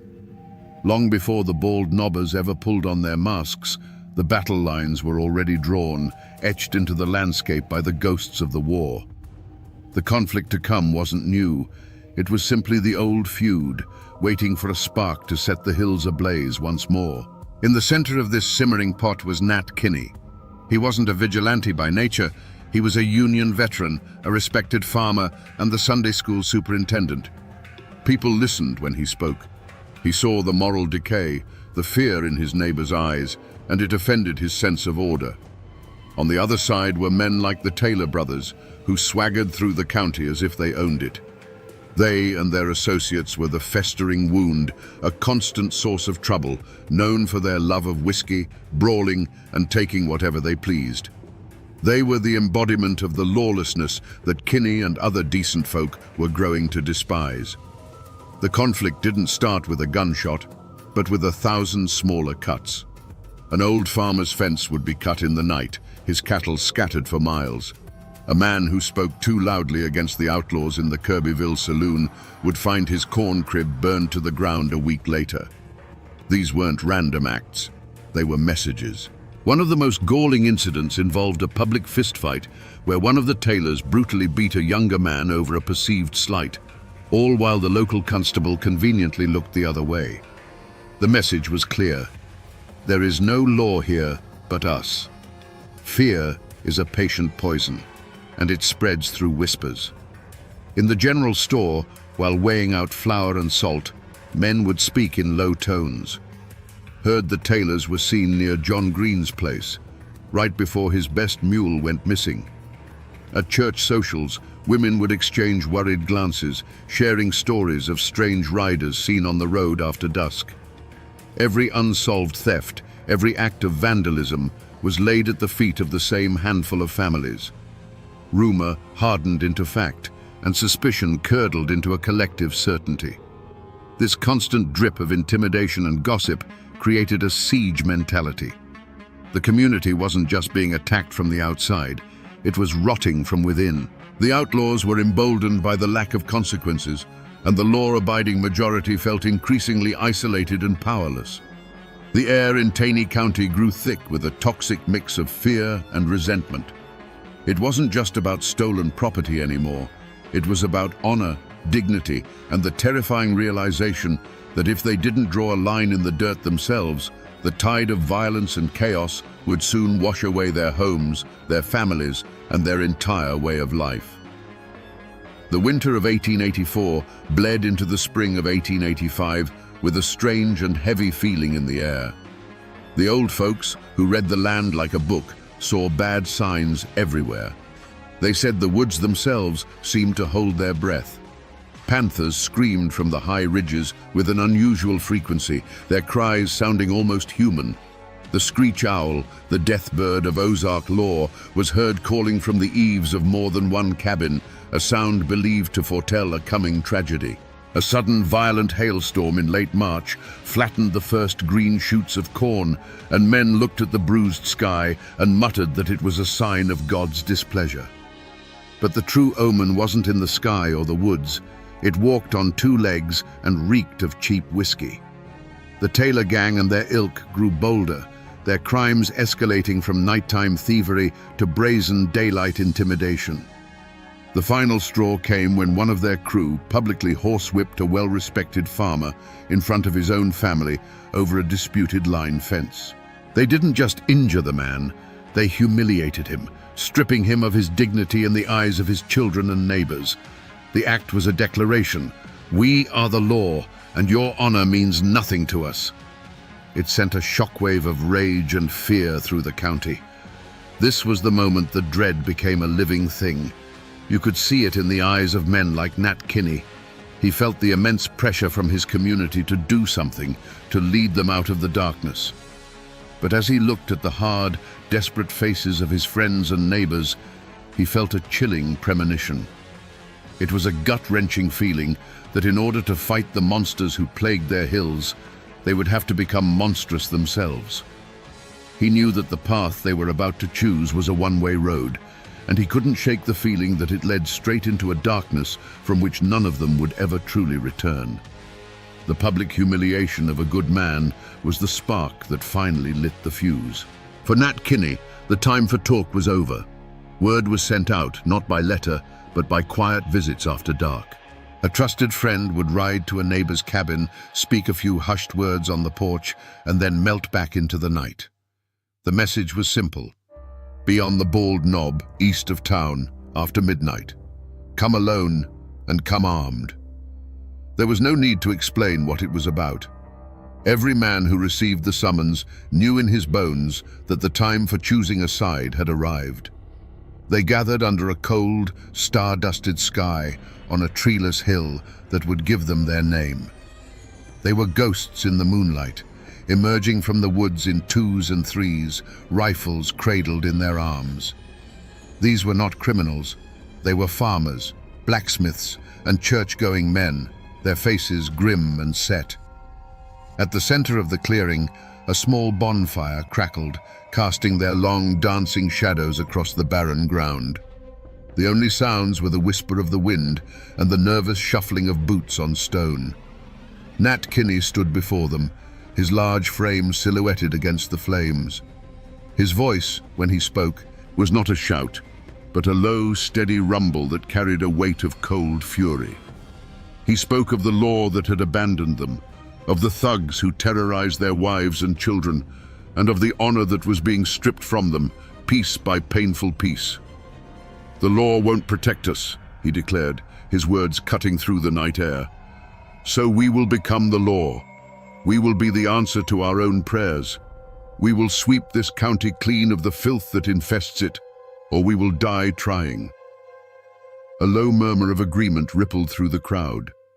This was what they had been waiting for: a leader, a plan, a cause. Kinney had them raise their right hands, and there, in the flickering firelight, they swore a solemn oath. They swore secrecy upon pain of death. They swore loyalty to one another, and they swore to mete out justice with rope and switch to any man who threatened their homes and their peace. In that moment, they ceased to be individual farmers. They became a single entity, a phantom army born of desperation and rage. They were the Bald Knobbers, and as the men dispersed, melting back into the darkness from which they came, a new and terrible power was unleashed upon the Ozarks. They had a name, an oath, and a list of targets. Among them stood men like Ben Bolin, his hands still tingling from the oath, his mind already turning to the work ahead. He and his brothers were not thinkers like Kinney. They were doers.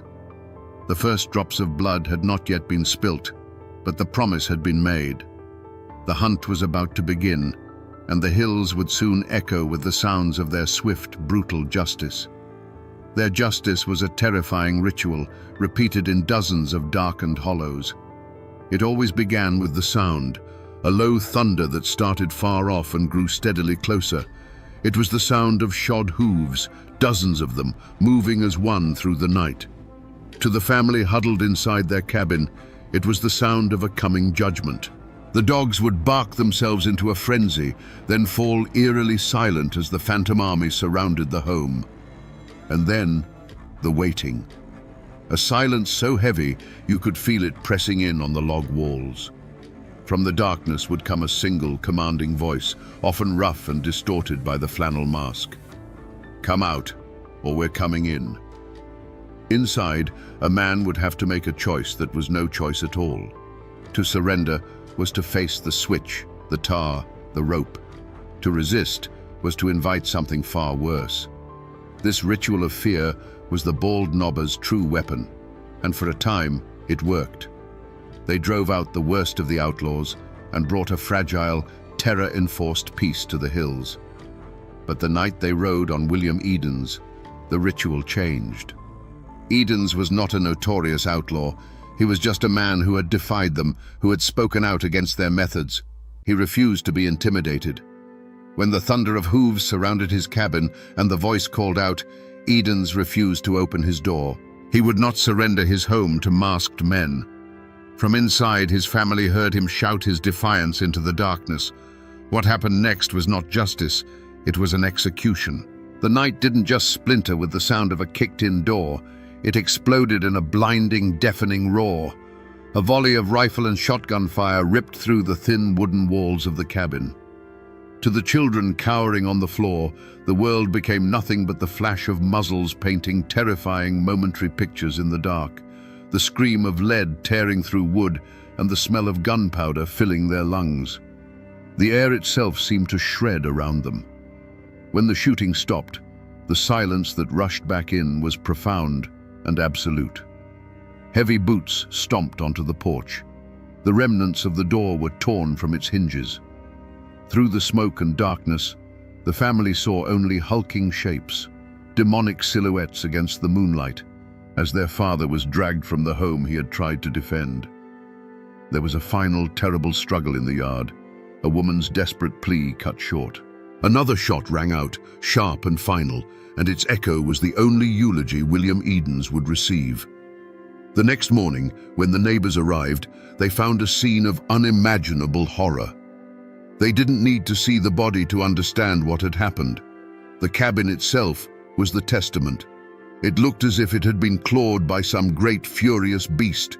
The log walls were pockmarked with dozens of dark, ugly holes, silent witnesses to the chaos. This was not a whipping. This was not a warning. This was murder, cold and brutal. On that night, the bald knobbers crossed a line, and in the blood of William Edens, their righteous crusade was drowned forever. The saviors had become the monsters. To understand what happened at the Edens cabin, you have to try for a moment to look through Ben Bolin's eyes. In his mind, he wasn't a murderer. He was a surgeon, and the Ozarks were his patient, riddled with the cancer of lawlessness. A tumor doesn't have rights. You don't reason with it. You cut it out, cauterize the wound, and move on. The tailors and their kind were the primary tumor, but men like William Edens, men who defied the cure, who obstructed the surgery, were part of the disease too. In Bolin's brutally simple logic, if you weren't actively helping to save the patient, you were helping the sickness spread. The switch didn't flip for Ben Bolin on the night of the Edens murder. It had been welded into position the moment he took the oath on that bald knob. While other men, perhaps even Kinney, saw their night riding as a temporary necessary evil, Bolin saw it as a righteous calling. He was the hammer, and it was not the hammer's place to question the nail. Each whipping, each threat, each act of terror was simply a tool for the job. He likely felt contempt for the weakness he saw in others, for the men who flinched at the sound of a switch on bare skin. They didn't have his clarity. They didn't understand that to fight monsters, you must be more terrifying than any monster. So when William Edens shouted his defiance from behind that door, Bolin didn't hear a brave man defending his home. He heard the sickness talking back. He heard a direct challenge to the new order, the only order that could save them. The hail of gunfire that shredded the cabin wasn't a moment of lost control. It was a calculated, overwhelming response to that challenge. It was a message, written in lead and smoke, not just for Edens, but for anyone else who thought they could stand in the way. This was the cold calculus of his crusade. After the final shot echoed into silence, as the other masked men stood in the shocked aftermath, Ben Bolin likely felt no remorse. He wouldn't have felt the thrill of a killer, nor the chilling emptiness of a man who has lost his soul. He would have felt the quiet, grim satisfaction of a job well done. A problem had been solved, a lesson had been taught. He was the iron fist of the bald nobbers, and that night the fist had come down hard. In his own mind, he hadn't committed a crime. He had enforced the only law that mattered. Dawn broke over the Edens homestead, but the light brought no comfort. It only served to illuminate the full scope of the horror. The silence that had followed the final gunshot was a heavy, suffocating blanket. The first neighbors to arrive walked onto the property as if treading on cursed ground. They saw the cabin first, its log walls looking like they had contracted some terrible disease, a pox of dark bullet holes. On the porch, a shattered butter churn lay on its side, a mundane casualty in a night of unimaginable violence. Inside, they found what was left of the Edens family. The widow sat on a low stool, not weeping, but staring into a space beyond the walls, her mind shattered by the events she had been forced to witness. The children were huddled together in a corner, their faces pale and streaked with soot, their eyes wide with a terror that might never leave them. But it was in the yard, lying in the cold, dew-covered dirt, that the finality of the act was laid bare. William Edens was dead, and the bald nobbers had killed him. But they had made a fatal mistake. In their furious volley, they had also shot Charles Green, Edens' son-in-law. They had left him for dead, but he wasn't. He had survived. Wounded and bleeding, he was a living witness to the slaughter. And more importantly, he had recognized some of the men behind their crude flannel masks. He knew their voices. He knew their names. His survival was a ticking clock, and with every breath he took, the bald nobber's reign of terror was 1 second closer to its end. The news of the murder didn't spread as a whisper. It tore through the Ozark Hills on a current of shock and rage. This was different from the stories of whippings and warnings. This was a line crossed in blood. The story reached the courthouse in Forsyth, and from there it traveled by telegraph to the state capitol. The tale of the bullet-riddled cabin and the defiant man murdered in front of his family was so brutal, so brazen, that the state of Missouri could no longer afford to look the other way. The law, which had been a distant rumor for so long, finally awoke with a vengeance. The governor authorized the militia. Warrants were drawn up, bearing the names of the most prominent bald nobbers, including Nat Kinney and the Bolin brothers. A substantial reward was offered for their capture, dead or alive. The official documents went up on posts and walls in every town, turning the masked riders from a secret society into a list of wanted men. The hunters had become the hunted. The murder of William Edens split Taney County down the middle like an axe splitting a log. There was no more middle ground, no room for quiet neutrality. You were either for the nobbers or against them, and you had to choose a side right now. The pot-bellied stove at the general store, once a place for shared stories and friendly gossip, now radiated a cold silence.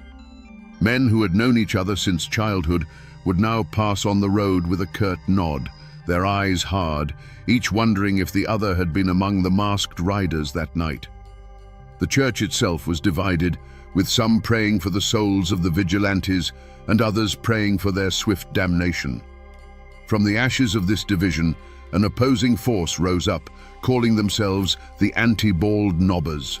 They were not lawmen. They were the friends and family of men who had been wronged by the nobbers, joined by those who were simply horrified by the Eden's killing. They armed themselves and swore their own oaths, promising to hunt down the vigilantes and deliver a justice of their own. The old Civil War feud was reborn, but this time without uniforms. It was neighbor against neighbor once more, and the hills became a checkerboard of loyalty and hate, where taking the wrong path or trusting the wrong person could get a man killed. A thick, suffocating fear settled over the county, creating a conspiracy of silence. Many people knew the truth. They had seen the riders gather, heard the boasts in a saloon, or recognized a man's horse tied up outside the Eden's place. But the bald nobbers' power, even when they were fugitives, was immense. Their kin were everywhere, and the threat of a burning barn or a midnight visit was far more immediate than the protection of a distant law. When the sheriff and his deputies came asking questions, men would suddenly suffer from bad memories, their eyes cast down to the floorboards. To speak the truth was an act of incredible courage, because everyone knew the nobbers had a very simple law for informants. Amidst this climate of fear, small acts of profound courage and startling cowardice played out in the shadows. One neighbor, at great risk to his own family, would leave a basket of bread and salted pork on the Eden's widow's porch before dawn, a silent gesture of support. But another man, bound by blood or fear, would stand before a magistrate and provide a false alibi for his cousin, swearing he was playing cards with him on the night of the murder. The community was tearing itself apart at the seams, its moral fabric tested and frayed. It was in this fractured, paranoid landscape that the real hunt for Ben Bolin and his brothers would have to begin. While the official law, the state militia, and the county sheriff made a great show of organizing and searching, they were outsiders. They knew the main roads, but they didn't know the hollows. But the real hunters, the men who moved with a purpose that was colder and sharper than any legal duty, were the anti-bald nobbers. These were men who had lived in the shadow of the nobbers' terror. They weren't hunting for a reward, they were hunting for revenge. And they knew the mountains just as well as the men they were chasing. For months, Ben Bolin and his brothers were ghosts.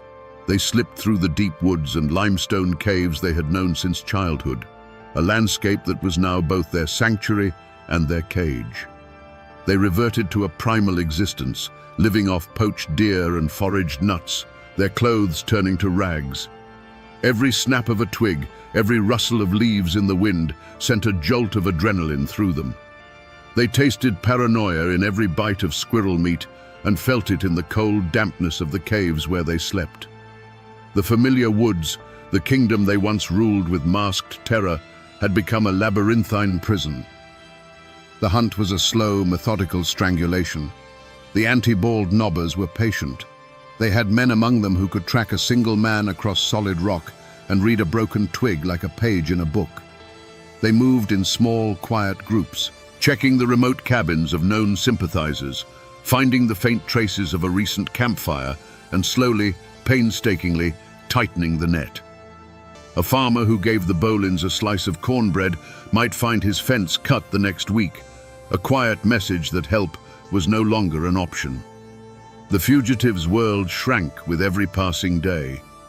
The end for Ben Bolin came not in a hail of bullets, but in a moment of exhaustion. It was February 1889, and the cold had gnawed at him for months. He had risked getting close to his brother's cabin, perhaps seeking a moment of warmth, a real meal, a sliver of the life he had lost. It was a fatal mistake. A tracker for the anti-bald nobber posse had found his trail in the thin layer of snow. They didn't storm the cabin. They simply waited, melting into the grey woods, becoming part of the landscape. When Bolin stepped outside, perhaps to fetch water or check the perimeter, he was allowed to walk 20 yards into the clearing. Then, a single voice cut through the cold air. "That's far enough, Ben." He froze. From behind every large oak and limestone outcrop, a man rose, rifle already at his shoulder. There was no shouting, no chaos, just the quiet final click of a dozen rifle hammers being pulled back. In that instant, Ben Bolin, the enforcer, the Iron Fist, saw the faces of his neighbors, his enemies, and knew that his war was over. He didn't reach for a weapon. He just stood there, a gaunt, tired man surrounded by the cold, unforgiving justice of the hills he once ruled. There would be no judge in a black robe for Ben Bolin. There would be no clever lawyers arguing points of law, no jury of his peers weighing evidence in a dusty box. The men who captured him, the anti-bald nobbers, had seen what passed for justice in the Ozarks. They had seen how a well-connected man could intimidate witnesses, how a sympathetic jury could ignore facts, how the slow, clumsy machine of the law could let a monster slip through its gears. They didn't trust it. They believed that to bring a man like Ben Bolin into a courtroom would be to mock the memory of William Edens. They had decided in the cold silence of the woods that Bolin would face a different kind of court. His trial was the long, grim ride from the place of his capture to a sturdy white oak tree on the side of a lonely road. The woods were his courtroom, the pale moonlight his only illumination. The jury was the silent procession of armed men on horseback who rode beside and behind him, their faces set like stone. There was no testimony offered, no evidence presented, because in their minds the case had been proven long ago, in the bullet holes of the Edens cabin, in the terrorized eyes of his family, and in the arrogance of the masked crusade Bolin had helped lead.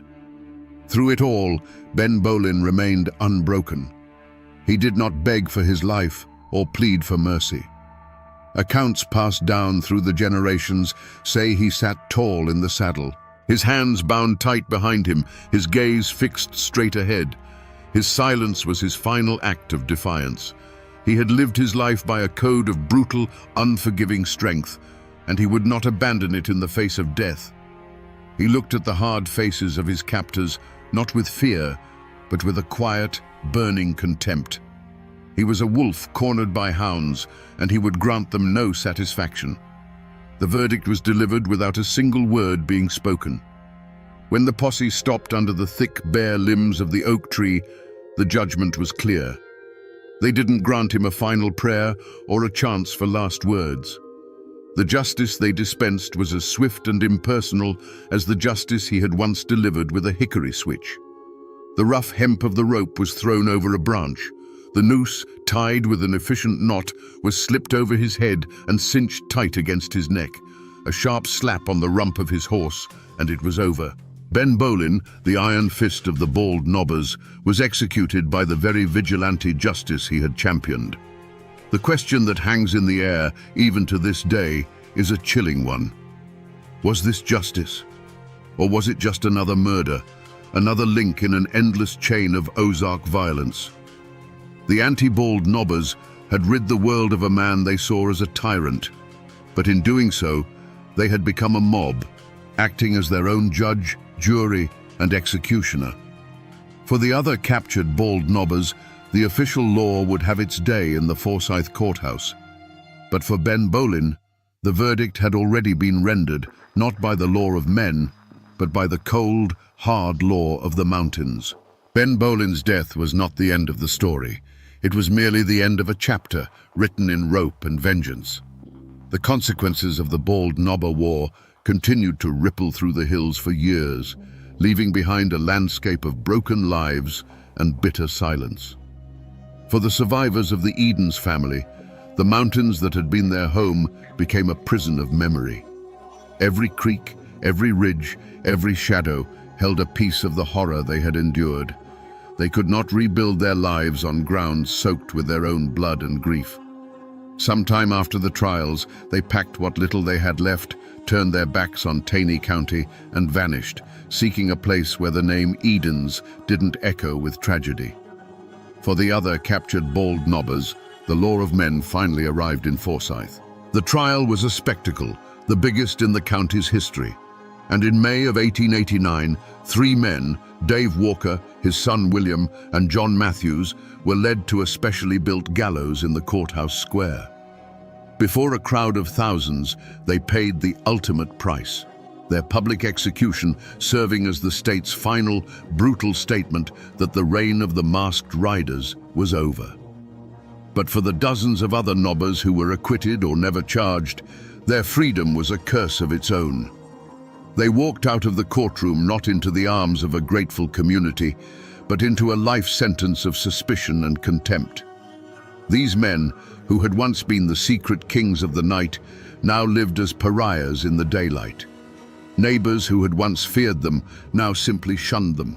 Their businesses failed, their crops seemed to wither on the vine, and they were met with the justice of cold shoulders and closed doors.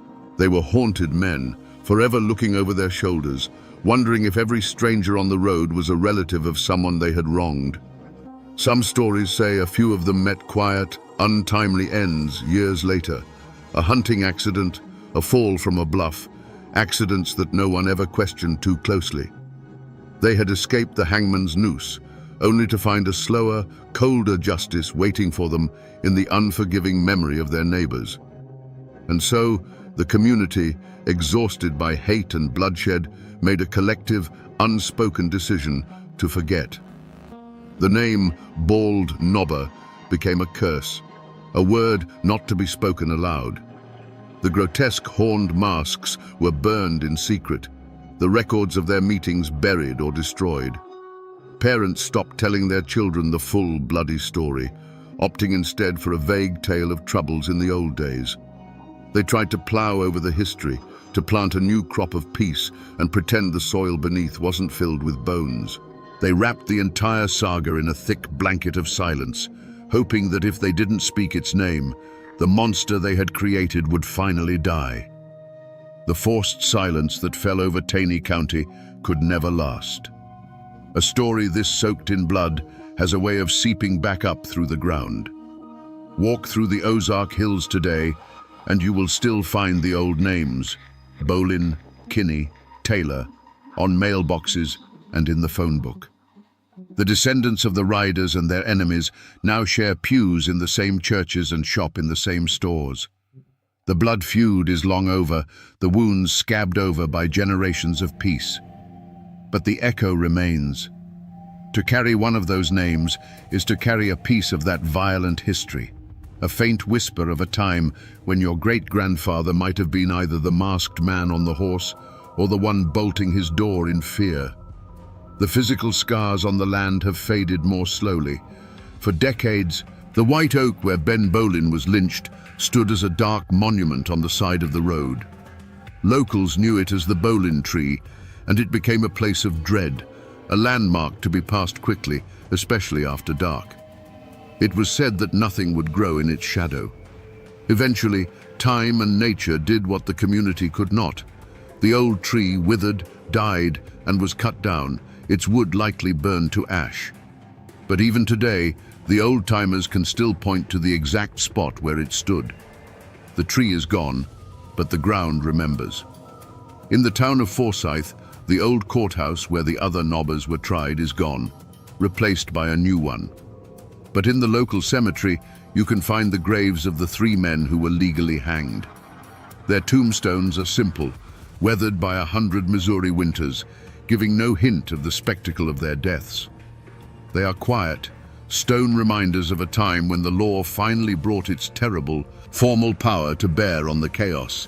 But the most powerful remnant of Ben Bolin isn't made of wood or stone, it is the ghost story. As the facts were buried under the community's silence, the man was replaced by the myth. History became folklore.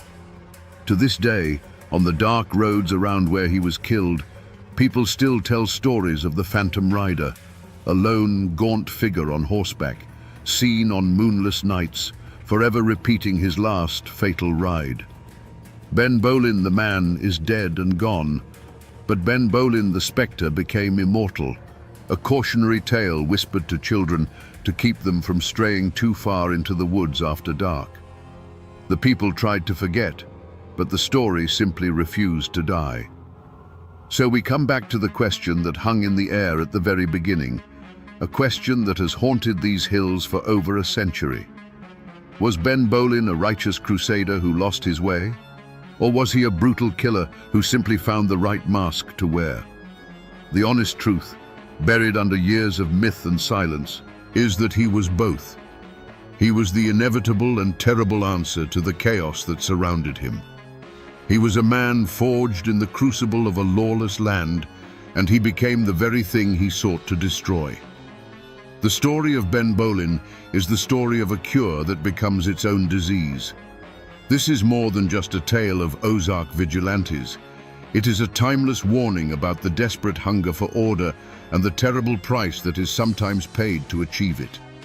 It is the story of what happens when good, frightened men, abandoned by the law, decide to walk the razor's edge between justice and vengeance, only to lose their balance and fall into the abyss.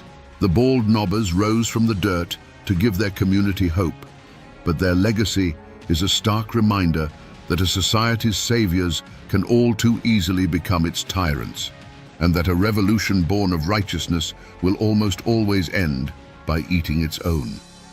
And so the story returns to the darkness, to a lonely road and the sound of a single horse. The ghost of Ben Bowlin isn't just a campfire tale meant to scare children. He is the restless spirit of this lesson. He is a permanent warning, etched into the very landscape, a silent testament to a brutal truth. In a land without law, the man who promises to save you from the monsters is often the first one to become a monster himself. And now, my friends, you know the rest of the story. Right here, this quiet clearing along the Tug Fork in Pike County, Kentucky. It doesn't look like much now, just some scattered foundation stones and a cold, lonely chimney swallowed by the woods. But if you stand here at dusk, when the fog rolls up from the river, you can almost feel the chill of a history that refuses to be buried. Here, where all you hear is the wind in the pines, more than a century ago, the silence was shattered by fire and gunfire. Most folks know the names Hatfield and McCoy, but they don't know the story of Nancy McCoy Phillips, the woman who stood at the heart of the storm. Today, we're going to listen to the whispers from these ruins and piece together the story of a forgotten witness and the terrible price she paid for telling the truth. Let's wind the clock back. Imagine this clearing not as a ruin, but as a living homestead. See the log cabin, smoke curling from that same stone chimney, the scent of wood smoke and baking bread hanging in the air. This was the world of Nancy McCoy, born into a valley that was both a sanctuary and a prison. The Tug Fork River, just down the hill, wasn't just a landmark, it was a border. On this side, Kentucky, you were McCoy. On the other, West Virginia, you were Hatfield. And for Nancy, that border was a line drawn in her father's blood. She was the daughter of Asa Harmon McCoy, a Union soldier murdered by Hatfield sympathizers when he returned from the war. She grew up in the shadow of that unresolved killing, in a home where the name Hatfield was spoken like a curse.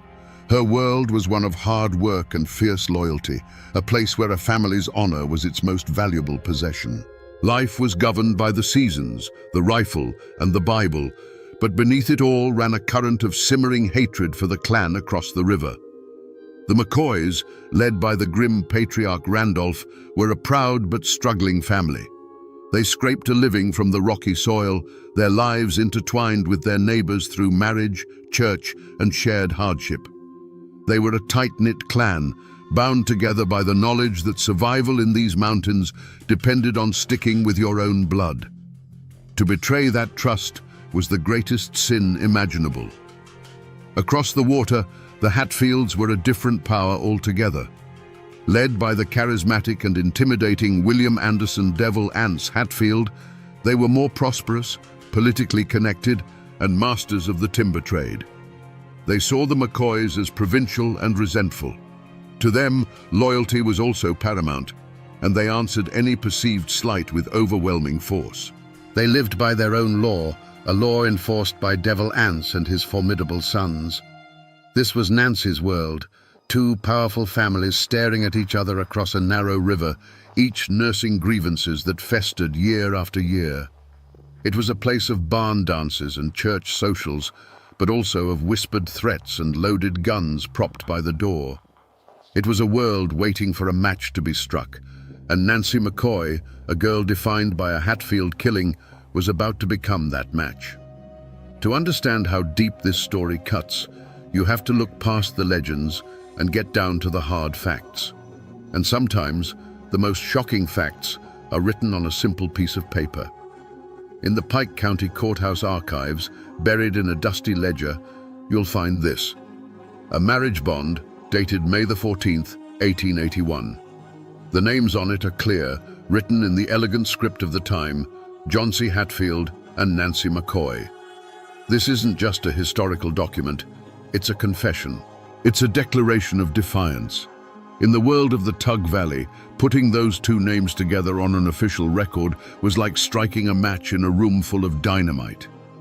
This paper marks the exact moment a McCoy daughter willingly crossed the river and gave herself to the son of her family's greatest enemy. And look at the groom's name: John C. Hatfield. This wasn't just any Hatfield.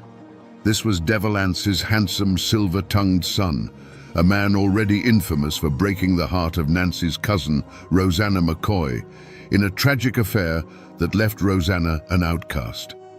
This piece of paper tells us that Nancy walked into this union with her eyes wide open. It begs the question that still haunts this valley. What could possibly drive a woman whose father was killed by her new husband's kin to sign away her name, her family, and her future? That marriage bond wasn't a peace treaty. It was a declaration of war on Nancy's own family. You have to understand the power John C. Hatfield held. He was handsome, charming, and wild, the prodigal son of the most powerful man in the valley. For a young woman like Nancy, who had known nothing but hardship and the grim shadow of her father's murder, John C. might have looked like an escape. He represented a world with more money, more freedom, and perhaps a life beyond the endless cycle of McCoy grief. Whether it was true love or a desperate gamble, she made her choice. The moment her signature dried on that marriage bond in the Pikeville courthouse, the door to her old life slammed shut forever. To her father, Randolph McCoy, and the rest of the clan, this was the ultimate betrayal. She hadn't just married a Hatfield. She had married the son of Devil Ance, the man who embodied everything they hated. They saw it as a stain on her father's memory. In their eyes, she ceased to be a McCoy. She was a turncoat, a traitor to her own blood. On the West Virginia side of the river, her reception was likely little warmer. To Devil Ance and the Hatfield clan, John C. bringing home a McCoy bride was a victory, a symbol of their dominance. But she was still Asa Harmon McCoy's daughter. She was the enemy's blood. They would have watched her every move, listened to her every word, always wondering where her true loyalties lay. She was a trophy, but one they never fully trusted. And so Nancy found herself in a gilded cage. She lived in the Hatfield stronghold, surrounded by the very men her family accused of murder. She ate at their table, listened to their stories, and slept beside a man who was the flesh and blood of her sworn enemy. She had traded a home of bitter poverty for a home of silent suspicion. She was a woman without a country, caught in the no-man's land between two warring armies. The seeds of conflict weren't just being sown around her, they were being planted right in the heart of her own home. The paper trail of court records and marriage licenses can only tell you what happened. It can't tell you why. For that, you have to talk to the people who have kept the stories alive, the ones passed down from father to son, from mother to daughter. In a small house just outside Pikeville, I met a local historian whose family has lived in this valley since before the feud ever had a name. He's a man who has spent a lifetime separating fact from folklore, but he understands that sometimes the folklore holds the deeper truth. He laid out the official timeline of the feud with the precision of a scholar, speaking of land disputes and Civil War animosities. But when I asked him about Nancy, he leaned back in his chair and a different look came into his eyes. "The books will tell you the feud was about honor and property," he said, his voice low. "But down here, we know most wars start in the heart. And Nancy's story, that's a story of a heart broken twice." He explained that the official record states that Nancy's conscience was awakened by the sheer brutality of the New Year's night massacre of 1888, when her Hatfield in-laws burned her family's cabin and murdered her kin. And that's true, I'm sure, the historian said. But there's another story, one you won't find in any book. It's the story my grandmother used to tell. According to the whispers passed down through his family, Nancy's testimony wasn't just an act of justice, it was an act of revenge. John C. Hatfield, for all his charm, was a notorious philanderer. The story goes that by 1888, he had already begun casting Nancy aside for other women, openly humiliating the wife who had sacrificed everything for him. She was left alone for weeks at a time, a McCoy outcast living in a Hatfield house, serving a husband who no longer wanted her. In that context, the New Year's massacre wasn't just an attack on her family. It was an attack by the very people who protected and enabled the man who had betrayed her. Her choice to testify was no longer just about loyalty to her murdered cousins. It was the desperate act of a woman who had been betrayed by her birth family, and now scorned by the man she had chosen over them. She had absolutely nothing left to lose. And in these mountains, a person with nothing left to lose is capable of anything. The breaking point came on a night so cold, the trees themselves seemed to groan under the strain. It was New Year's night, 1888. A cold that had nothing to do with the weather had settled over the Tug Valley. Warrants were out for Devil Anse and his sons for the execution of the 3 McCoy boys years earlier. The law was closing in, and the Hatfields decided on a final, terrible solution. Wipe out Randolph McCoy and his family, and cut the head off the snake for good. Under a black, moonless sky, a posse of Hatfields, led by the merciless Jim Vance and Cap Hatfield, crossed the frozen mud of the Tug Fork. They moved like ghosts through the Kentucky woods, their faces grim, their intent absolute. They weren't there for a fight. They were there for an extermination. They surrounded Randolph McCoy's small cabin, the same cabin Nancy had grown up in, and waited. The family was inside, asleep, unaware that their world was about to end. The first sign of trouble wasn't a gunshot, but a flicker of orange against a window pane. The Hatfields had set the home ablaze. The family awoke to a nightmare of smoke and heat, the crackle of burning timbers their death knell. Randolph knew what was happening. He grabbed his rifle. The choice was stark: burn to death or face the guns waiting outside. He yelled for his family to run for their lives. As the cabin door burst open, the night erupted. Alifair McCoy, one of Nancy's cousins, ran from the inferno, her hands raised, pleading for her life. A shot cracked in the frozen air, and she fell silent on the frozen ground. Her brother Calvin, trying to provide cover fire, was cut down in a hail of bullets. Their mother, Sarah, rushed to her daughter's side and was met not with a bullet, but with something worse. She was beaten mercilessly with a rifle butt, the sound of the blows echoing in the night, a brutal punctuation to the slaughter.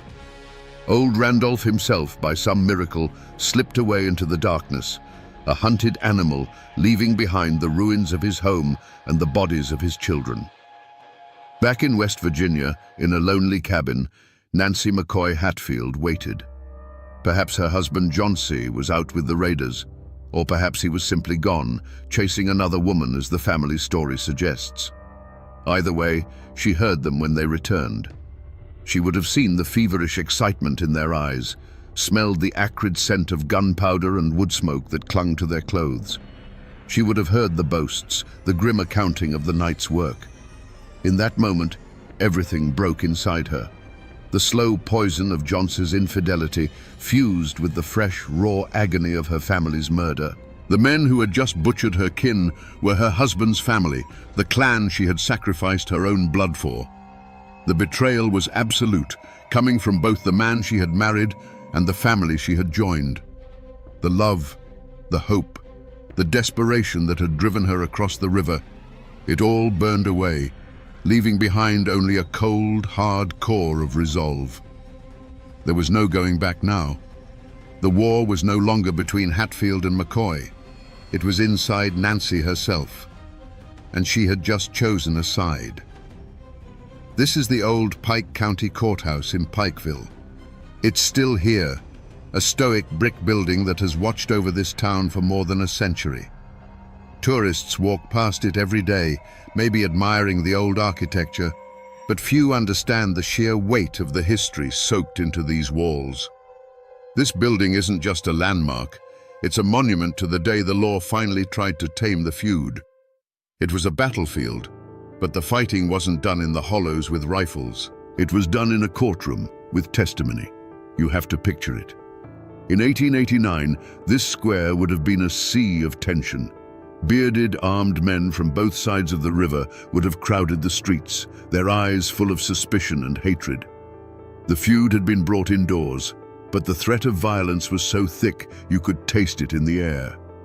Every man in that courtroom was loyal to one side or the other, and they were all waiting to see if Kentucky law was strong enough to hold back the tide of blood vengeance. And right here, in a room just behind these tall windows, stood the witness stand. That small, elevated chair was the focal point of the entire war. This is where it happened.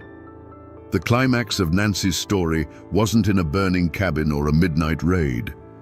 It was in the suffocating silence of a courtroom, where the only sound was the scratching of a clerk's pen. The weapon that would decide the fate of the Hatfield clan wasn't a Winchester rifle or a Colt revolver. It was the voice of a single betrayed woman. Imagine walking into that courtroom. The air was thick with a century of bad blood, so heavy you could barely draw a breath.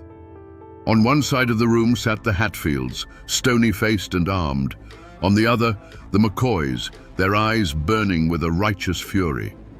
And into this deafening silence walked Nancy. She was a McCoy by birth, a Hatfield by marriage, and at that moment, she was an enemy to them all. Every eye in that room followed her as she made the long walk to the witness stand, her footsteps echoing on the wooden floor. She was utterly and completely alone. When she placed her hand on the Bible to be sworn in, a quiet ripple went through the crowd. The court clerk asked for her name. Her voice, clear and steady in the stillness, answered, "Nancy Hatfield." The name hung in the air, a final bitter acknowledgement of the life she was about to destroy. She was claiming the name of the very men she was there to condemn, a final cutting act of a bond being severed. The prosecutor began his questions, his voice calm and methodical. He asked her about the night of the fire. He asked her who was in her home. He asked her what she heard when the men returned from Kentucky. Nancy's gaze was fixed on a point on the far wall, as if looking through it into the past. She didn't shout. She didn't cry. She simply spoke the truth, her voice a quiet, devastating weapon. With each name she uttered, a new wave of shock silenced the room. She did not describe the chaos of the raid in graphic detail. She didn't have to. She simply drew a map for the jury, placing each man at the scene of the crime. When she spoke the name of Cap Hatfield in connection with her cousin's death, a stillness fell over the room so complete you could hear a man's sharp intake of breath from the back row. Her words weren't bullets, they were axes, chopping down the family tree she had married into, one name at a time. The code of silence that had protected the clans for generations was shattered, not by lawmen, but by the quiet testimony of a scorned wife. When she finished, there was no applause, no sigh of relief. From the Hatfield side of the aisle, she received looks of pure, unadulterated hatred. They saw a viper they had foolishly welcomed into their home. From the McCoy side, there was no welcome embrace. They saw the traitor who had finally done her duty, but it was too late. Her testimony was a victory for their cause, but she, the witness, was still a stain on their name. She had served her purpose. As she stepped down from the stand, the crowd parted for her as if she carried a disease. She didn't look at her husband, or her cousins, or any of the men whose fates she had just sealed. She looked straight ahead, a ghost walking out of her own life. The only thing left in that courtroom, besides the echo of her words, was the wreckage of two families, and a woman who now belonged to neither. After the emotional firestorm of the trial, all that remains is the cold, black ink on a yellowed page. These are copies of the official court records from the 1889 Pikeville trial. This is history flattened, pressed between pages, and stripped of all its blood and tears. The testimony that tore a family apart is reduced to a dry, passionless transcript of questions and answers. The language is sterile, designed to be precise, but in its precision, it loses the entire truth of the matter. Here, for example, is the coroner's inquest for Nancy's cousin, Alifair. It clinically states the cause of death as a wound inflicted by a projectile from a firearm. A projectile. It doesn't say it was a bullet fired in the cold dark by a man she knew. It doesn't mention the fact that she was running from her burning home, that her last breaths were filled with smoke and terror. The report captures the mechanics of her death, but misses the horror of it entirely. And here, under the section for witness testimony, is Nancy. Her words, which had the power to hang a man, are recorded with the same detached tone. Question: can you name the parties you saw returning on the night of January 1st? Answer: I saw Cap Hatfield. I saw Tom Wallace. The transcript doesn't record the dawning look of hatred on the faces of her in-laws. It doesn't convey the earth-shattering courage or the vengeful fury it took for her to speak those names. The paper records what was said, but it tells you nothing of what it cost her to say it. These documents are the official story, the one that history accepts as fact. But reading them is like looking at a photograph of a bonfire and trying to feel its heat. The real story isn't in the neat lines of ink. It's in the spaces between them, in the humanity that the official record is designed to ignore. And yet, these cold, sterile words had the power of life and death. They were the legal instrument that would bring the law's terrible justice down upon the Hatfields. Nancy's words were no longer just testimony, they were hunting dogs let loose in the West Virginia hills. Armed with her insider account, the law, which for so long had been a distant rumor in these mountains, arrived with iron shackles and Kentucky warrants. Frank Phillips, a relentless bounty hunter and, ironically, a future husband to Nancy in a brief, doomed marriage, led posses across the Tug Fork. The hunt was on, and for the first time, the Hatfields were the prey. The mountains that had been their fortress now became their cage, as lawmen and bounty hunters, hungry for the rewards, pried into every hollow and cabin. One by one, they were caught. Some were taken in violent gunfights, others surrendered grimly, knowing the game had changed.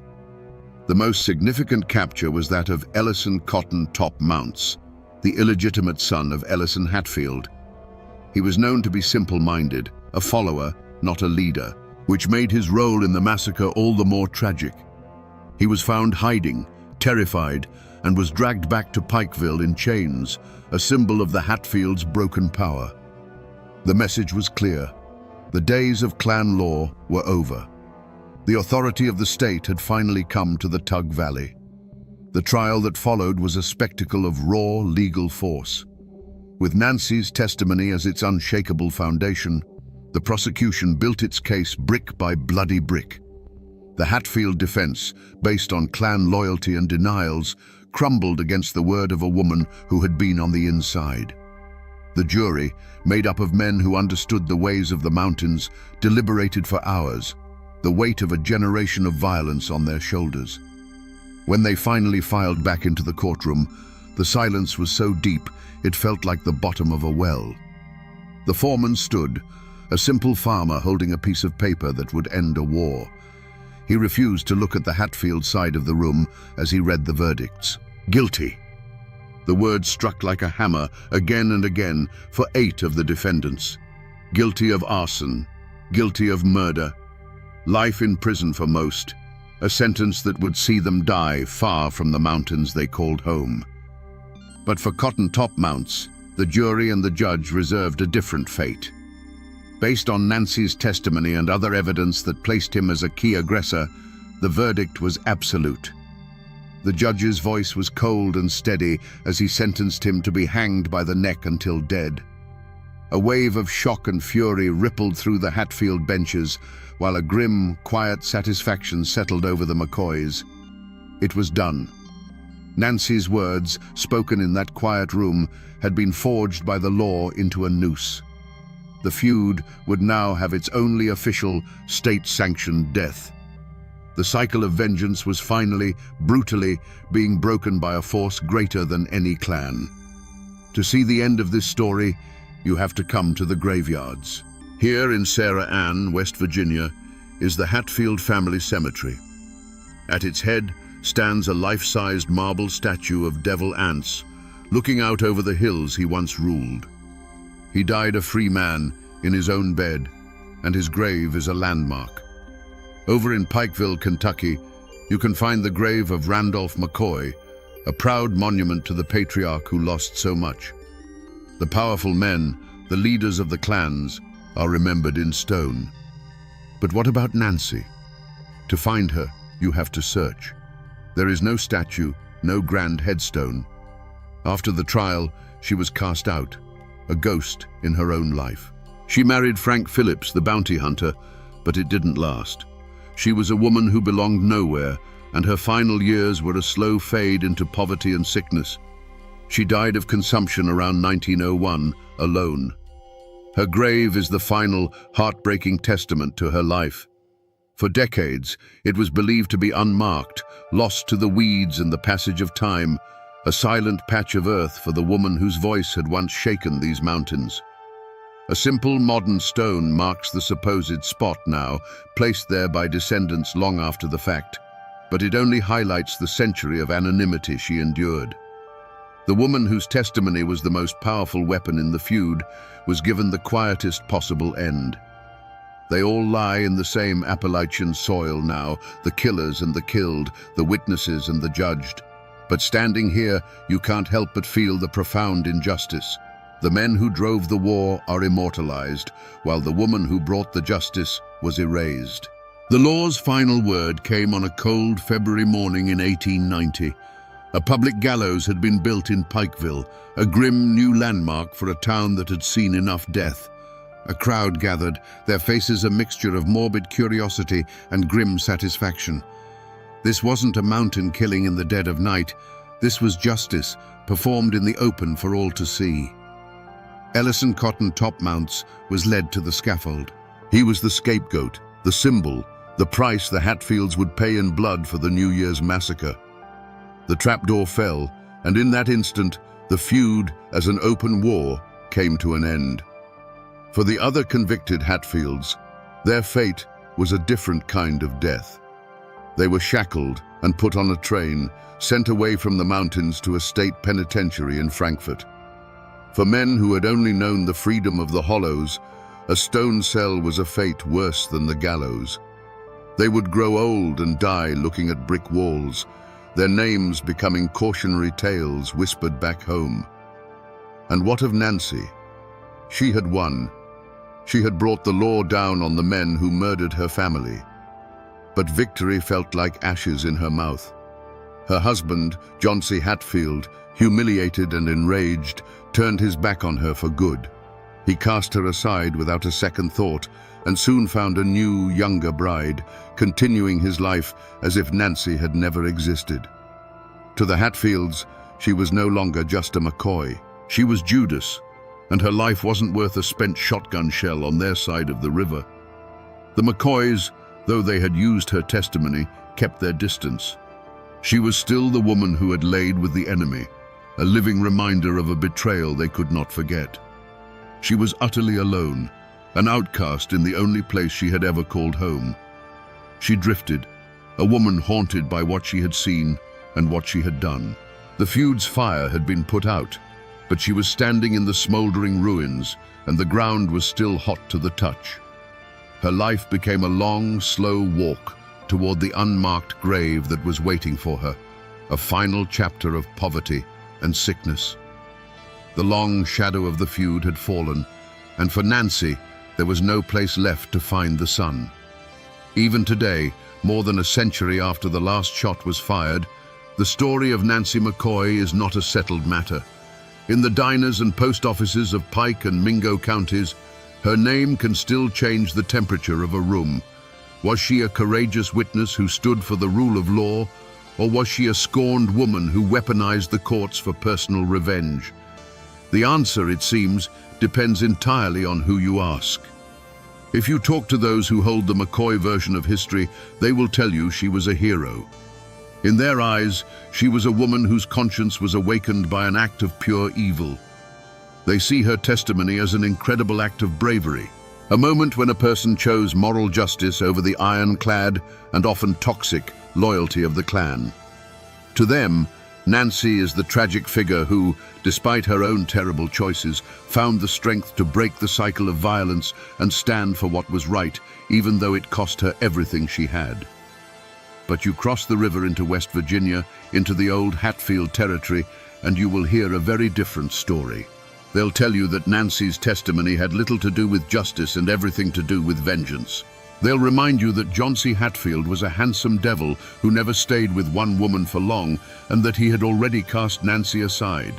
In this version, the trial was not about avenging her murdered cousins. It was about destroying the family of the man who had publicly humiliated her. She was a woman scorned, and her fury reshaped the course of the feud. So, what is the real truth? Was she a righteous witness or a vengeful wife? The honest answer is that we will never know. The heart is a complex and mysterious place, with enough room for both a thirst for justice and a desire for revenge. Perhaps her decision was born of both. Her outrage at the murder of her kin could have been the spark, and the cold reality of her husband's betrayal the fuel that turned it into an inferno. The only thing that is certain is that Nancy's legacy remains as divided as the land she once lived on, a testament to the fact that in these mountains, the truth is often just a story told from one side of the river. In these old mountains, the hard edges of history get worn smooth by time until a person's life becomes a story, and a story becomes a legend. Nancy McCoy Phillips, the historical woman, is gone, but her ghost, in more ways than one, still haunts this valley. The official records in the courthouse tell one version of her life, but the real story, the one that lives on, is the one whispered around firesides and on dark porches. It's a haint tale, a cautionary story about the price of crossing lines that were never meant to be crossed. They say that on cold nights, when the mist rises off the tug fork so thick you can't see the other side, you can sometimes see a figure wandering the Kentucky bank, near the spot where Randolph McCoy's cabin burned to the ground. It's the spirit of a woman, they say, not angry or vengeful, but filled with a sorrow so deep it chills the air around her. She is forever searching, looking for the family that disowned her and the home that cast her out. They say it's the ghost of Nancy, a woman who belonged nowhere in life, and so belongs nowhere in death, forever trapped between the two worlds she tried to straddle. This is how the mountains remember. The community took the unbearable facts of her life, betrayed by her husband, ostracized by her own blood, dead of sickness and poverty, and wove them into something timeless. Her story was merged with her cousin Rosanna's, creating a powerful local myth, the curse of the tug fork. It became a warning, a piece of folklore passed down to young women for generations. The river itself, they say, demands blood loyalty. To cross it for love of an enemy is to invite a broken heart, a lonely death, and a restless spirit. The woman named Nancy is gone, but her legend became a part of the landscape itself, a permanent shadow on the water's edge. So, here we are again, back at this cold chimney and these scattered stones along the tug fork. But it's different now, isn't it? When we started, this was just a quiet, forgotten place. Now, we can almost see the ghosts. These aren't just ruins anymore. They are a witness stand. This silent clearing is the courtroom where an entire way of life was judged and condemned, all because one woman decided to speak. The story of Nancy McCoy Phillips is a brutal lesson in the cost of truth. She was a woman who made a choice for love, and then another for justice, and was ultimately destroyed by both. Her life is a chilling reminder that in a war of families, the deepest wounds aren't always from bullets. They come from betrayal, and the loneliest place in the world is to be caught in the no man's land between two sides who both see you as the enemy. So the next time you drive down a lonely country road and see a single chimney standing sentinel in a field where a house used to be, stop for a moment. Remember that it's not just a pile of stones. It's a library filled with stories of love and loss and the impossible choices that define a human life. We just have to be willing to listen to the whispers they leave behind. The people are gone. The houses are gone. But the story remains. On the morning of March 20th, 1906, the modern steel of the Walnut Street Bridge in Chattanooga, Tennessee, was host to a medieval horror. Dangling from a thick rope tied to a girder was the body of a man riddled with bullet holes, a silent silhouette against the rising sun. This wasn't a secret crime, hidden in the shadows. This was a public spectacle, a brutal message left for the entire city and the entire nation to see. The victim was a man named Ed Johnson, and just hours before his death, he had been granted a stay of execution by the United States Supreme Court. He was, by law, under federal protection. So what happened on that bridge? How could a mob tear a man from his cell and lynch him in open defiance of the highest court in the land? Today, we will answer that question. We will unravel a story of a city's rage, a sheriff's betrayal, and an injustice so profound it sparked an unprecedented legal battle for the very soul of America. Before he was a name in a Supreme Court case, Ed Johnson was just a man trying to find his way. He was 24 years old, a handyman, and a member of the Second Baptist Church. He wasn't a troublemaker. By all accounts, he was quiet, unassuming, and known for his steady work. In the segregated world of 1906 Chattanooga, a city trying to brand itself as a progressive hub of the New South, men like Ed Johnson lived a precarious existence. They were the backbone of the city's labor force, yet they were afforded none of its protections and lived under the constant unspoken threat of a racial hierarchy enforced by both law and tradition. His world was one of separate entrances, separate water fountains, and a carefully maintained social distance. He had hopes and fears like any other man, but his were filtered through the lens of Jim Crow. He sought stability, a bit of peace, and the quiet dignity of a life well lived within the narrow confines society had drawn for him. He was, in short, an ordinary man, which made him the perfect blank canvas onto which a city could project its deepest fears and hatreds. Miles away, in another part of that same city, lived Nevada Taylor. She was a young white woman, and her world was the mirror opposite of Ed Johnson's, defined by a different set of rigid expectations. Her life was meant to be one of protected virtue, of church socials, and a future promised within the safe confines of her community. She was a symbol of the Southern purity that the white power structure was obsessed with defending. The city they both called home, Chattanooga, was a place of deep contradictions. It boasted of its industry, its economic growth, and the grand Walnut Street Bridge that stitched the city together over the Tennessee River. But beneath this veneer of progress was a simmering cauldron of racial animosity.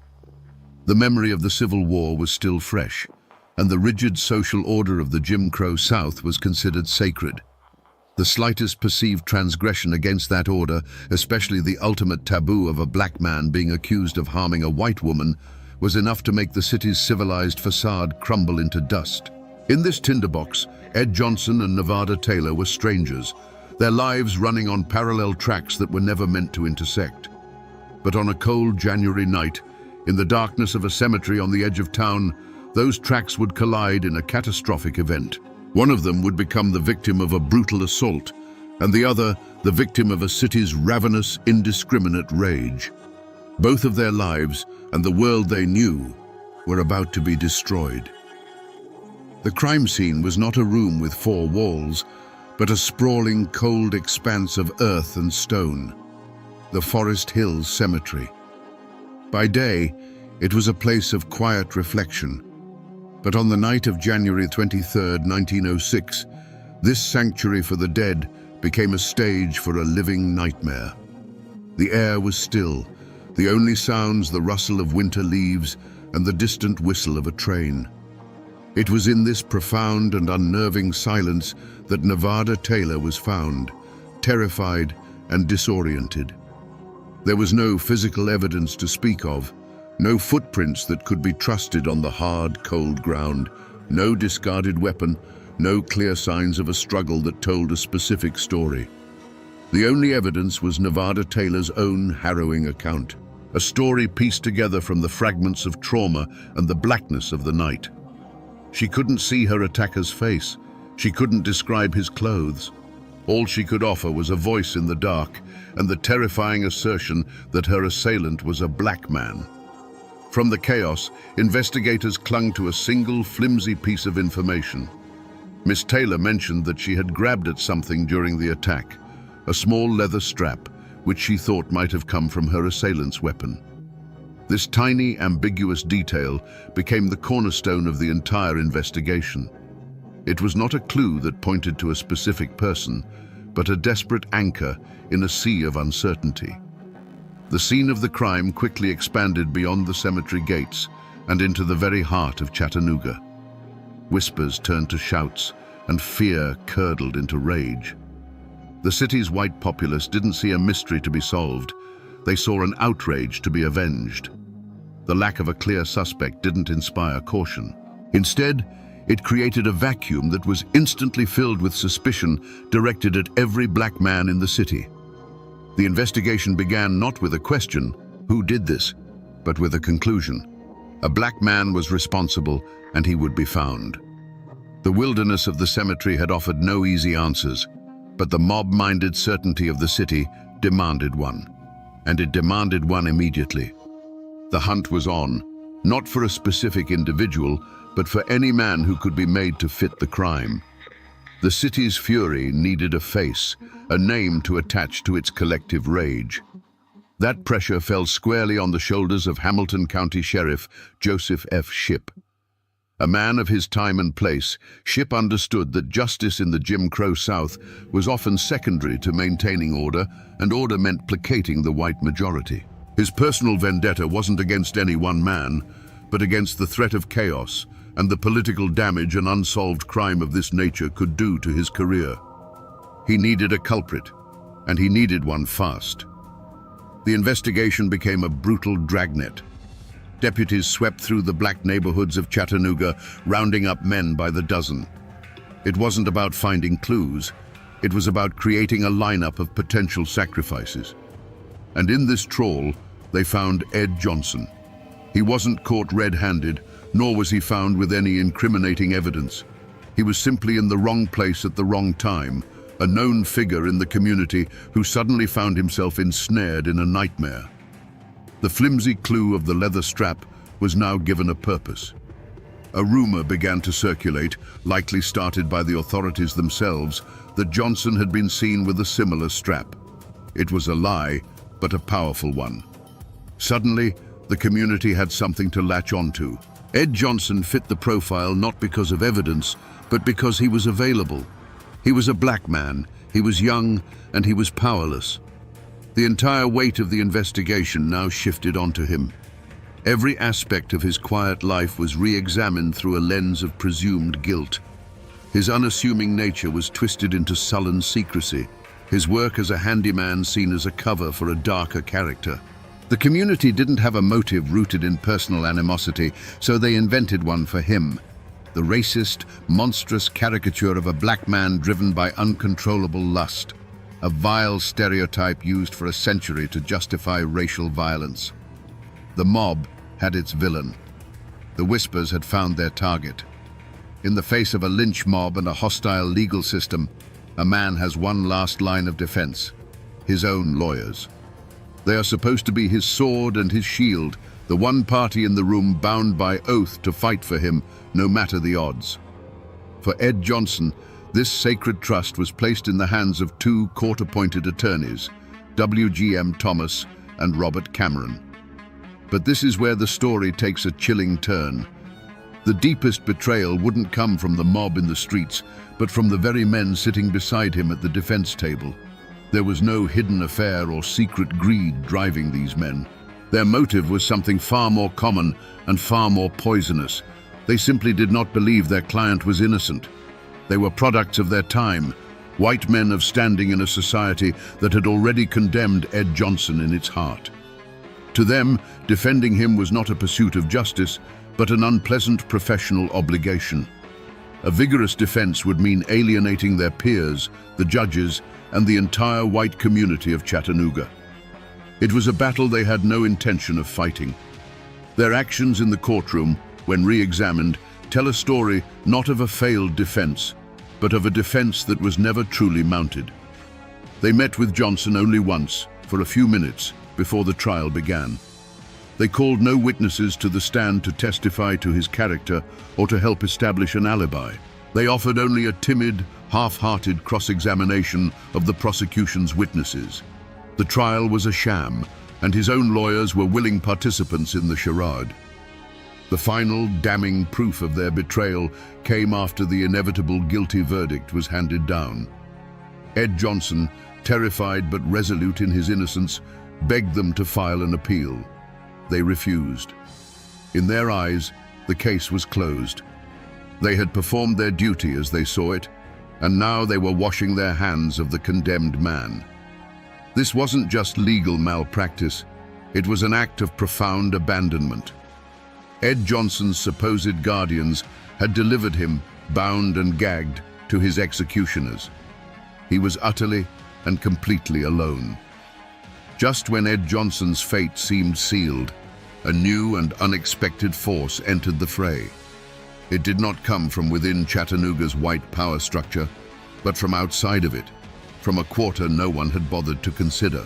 Two local black attorneys, Noah Pardon and Styles Hutchins, stepped out of the shadows.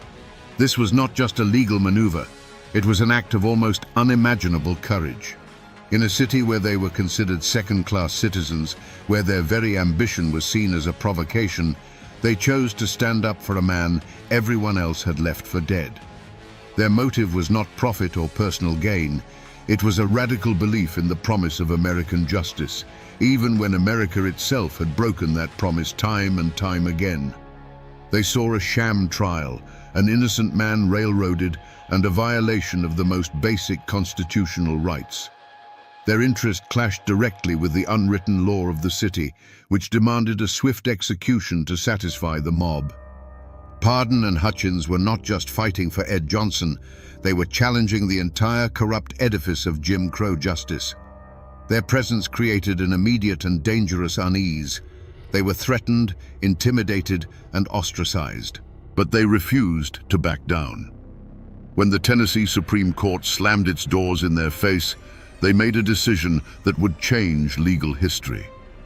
They decided to appeal to an authority far outside the state, a power that the Chattanooga mob could not control, the Supreme Court of the United States. This was the ultimate external threat. The news that two black lawyers were taking their case to Washington, D.C. was seen as an outrageous act of defiance. To Sheriff Shipp and the city's leaders, this wasn't an appeal, it was an invasion. It was the federal government, the same force that had crushed the Confederacy 40 years prior, once again threatening to meddle in their affairs. The conflict was no longer just about Ed Johnson. It was a battle for control, a struggle between local mob rule and the supreme law of the land. The entire official investigation into the assault of Nevada Taylor was, from the very beginning, a grand and tragic false trail. The objective was never to find the truth, but to secure a conviction. The so-called clues that led to Ed Johnson were not discoveries, but constructions, red herrings deliberately laid to guide public opinion toward a predetermined conclusion. The central piece of evidence, the small leather strap, was the most potent of these fictions. Investigators treated it like a smoking gun, a direct link to Johnson, despite the fact that no one could ever definitively prove it belonged to him or that it was even connected to the crime. The trail led from this flimsy object to the Hamilton County Jail, where the most crucial piece of misdirection was staged. The identification of Ed Johnson by Nevada Taylor was not a moment of clarity, but of manufactured certainty. She was brought into a dim room where Johnson was the only suspect presented. Her initial hesitation, her uncertainty, was brushed aside by the forceful suggestions of the lawmen around her. Under immense pressure, she gave them the identification they wanted. This shaky, coerced statement, which should have been a dead end, was instead treated as an irrefutable fact. Meanwhile, any path that might have led to the truth was quickly blocked off. Ed Johnson had an alibi. Witnesses in the black community could place him at a saloon far from the cemetery at the time of the attack. But these leads, the only ones that actually pointed toward his innocence, were never pursued.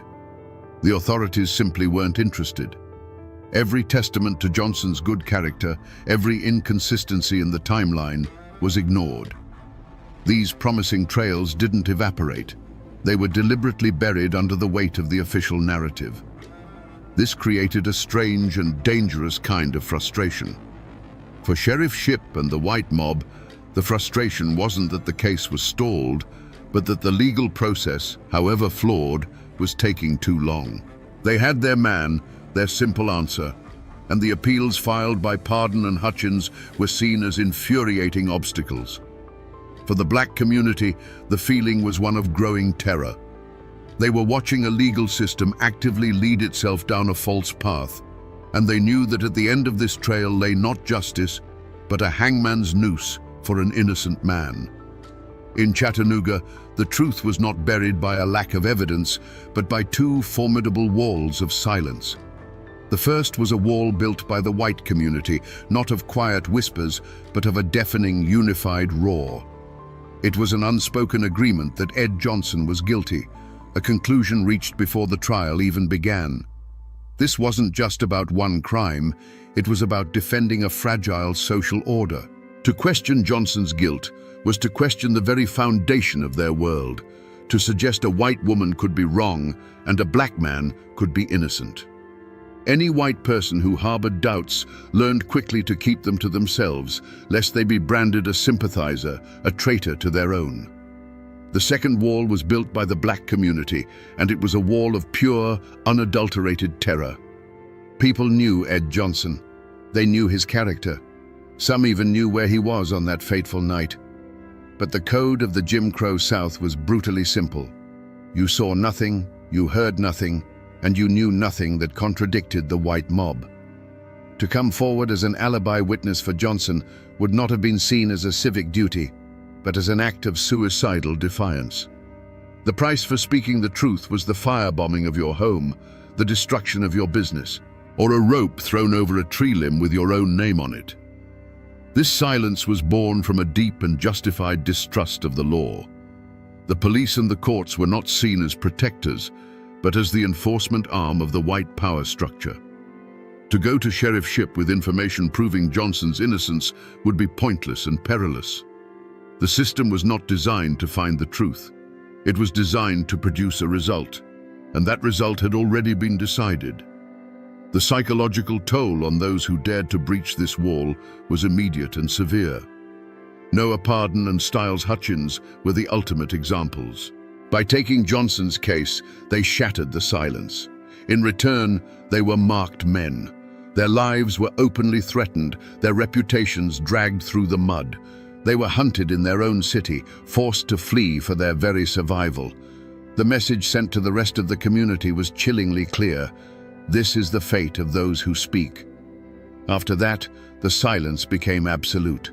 With the Tennessee courts turning a deaf ear and the execution date looming, all hope seemed to be lost. The legal road had run out, and the gallows were being prepared. But in the small office of Noah Pardon and Styles Hutchins, a discovery was made that would change the course of American legal history. The forgotten clue they unearthed wasn't a misplaced letter or a hidden diary.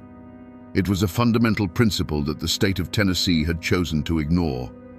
It was the United States Constitution. Their argument was as simple as it was revolutionary. They contended that Ed Johnson had not received a trial by a jury of his peers, but had been condemned by a jury of intimidated hostages. A courtroom surrounded by an armed, bloodthirsty mob, they argued, is not a court of law. It is a stage for a legal lynching. This was not a failure of evidence, but a failure of the entire process, a gross violation of Johnson's right to due process under the 14th Amendment. This was their forgotten clue. The trial itself was the crime. With this powerful argument, they did the unthinkable. They bypassed the entire state judicial system and took their appeal directly to the highest court in the land. It was a desperate, audacious gamble, two lone black lawyers from the South petitioning the 9 most powerful jurists in America. And then, the impossible happened. The Supreme Court listened. Justice John Marshall Harlan, a man who had famously dissented in the Plessy versus Ferguson case that enshrined separate but equal, saw the profound injustice. On March 19, 1906, he granted a stay of execution. A telegram was dispatched from Washington, D.C. to Chattanooga. It was a single piece of paper, but it carried the full weight of the United States government, ordering a halt to the execution. The forgotten clue had not just opened a door, it had kicked it off its hinges. For a fleeting, miraculous moment, the law had prevailed. The case was no longer about one man's life. It was now a direct confrontation between the rule of law and the rule of the mob. The telegram from the Supreme Court should have been a shield, an impenetrable barrier of federal authority protecting Ed Johnson. Instead, in the charged atmosphere of Chattanooga, it acted like a lit match tossed into a powder keg. The news spread through the city not as a call for lawful patience, but as an intolerable insult. A distant court in Washington, they felt, had stolen their justice, robbing them of the vengeance they so desperately craved. The city began to simmer, and then to boil. The central mystery was no longer who attacked Nevada Taylor, but who would dare to defy the United States Supreme Court. The answer was not some shadowy figure hiding in the back alleys. The mastermind of the lynching, the man who held the keys to both the jail and to the mob's fury, was Hamilton County Sheriff Joseph F. Shipp. His unmasking came not from a forgotten clue, but from his own deliberate, chilling actions on the night of March 19th. His motive was a toxic cocktail of wounded pride, political calculation, and pure racist ideology. The Supreme Court's stay of execution was a direct and public humiliation. It was a declaration that he, the sheriff, had overseen a failed and unconstitutional trial. In his mind, his authority, his honor, and the honor of his community had been trampled by an interfering federal power. Faced with a choice between his oath to uphold the law of the land and his allegiance to the unwritten code of the mob, Sheriff Shipp made his decision. He would side with the mob. The unmasking is found in the sequence of his orders that night. First, he sent the vast majority of his deputies home, leaving the county jail, which held a man now at the center of a national firestorm, almost completely unguarded. Then, he personally disarmed the one remaining jailer, a man named Nicholson, leaving him with only a single, useless key. He had effectively laid out a welcome mat for the violence he knew was coming. The mob that gathered that night was not a spontaneous eruption of chaos. It was an organized force, its leaders emboldened by the silent, implicit permission of the sheriff. They marched on the jail, not with the uncertainty of a riot, but with the confidence of men who knew they would face no resistance. When the sledgehammers began to ring against the jailhouse doors, the sound was not just breaking steel, but the shattering of the rule of law. The true culprits were unmasked, a furious mob acting as the fist, and the county sheriff, the man sworn to stop them, acting as the calculating, treacherous mind. The night air of Chattanooga filled with the rhythmic, brutal clang of steel on steel as the mob's sledgehammers beat against the jailhouse doors. Inside, a terrified Ed Johnson listened as his last line of defense was systematically battered into submission. When the doors finally gave way, a river of angry shouts and menacing faces flooded the corridor. Rough hands seized him, dragging him from the relative safety of his cell out into the cold March street. They marched him through the city, a grim procession lit by flickering torches and street lamps. The mob was a beast with 100 heads, and it was parading its victim towards the altar of its rage, the Walnut Street Bridge. The modern steel structure, a symbol of Chattanooga's progress, became a stage for its most medieval impulse. The dark, swirling waters of the Tennessee River flowed silently below, an indifferent witness to the horror about to unfold. On the bridge, under the vast, starless sky, a thick rope was thrown over a steel girder. In this final, terrifying moment, Ed Johnson was granted a chance to speak. His voice, clear and steady, cut through the jeers of the crowd. He did not beg for his life. He proclaimed his truth. "I am an innocent man," he declared to the faces surrounding him. "I am not guilty of this crime. I have said it all the time and I say it now. God bless you all. I am ready to go." Then he was pushed into the void. The rope snapped taut, but the fall did not bring a swift end. As his body twisted in the air, a leader of the mob raised a pistol. A single sharp crack echoed across the river, and Johnson's body went limp.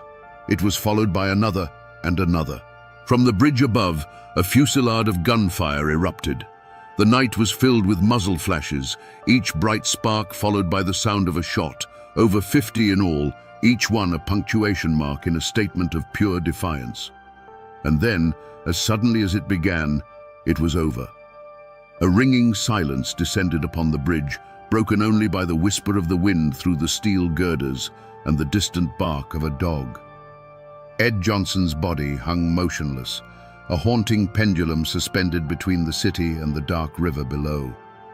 The mob, its terrible work done, quietly began to disperse, leaving their gruesome message hanging in the night for all the world to see.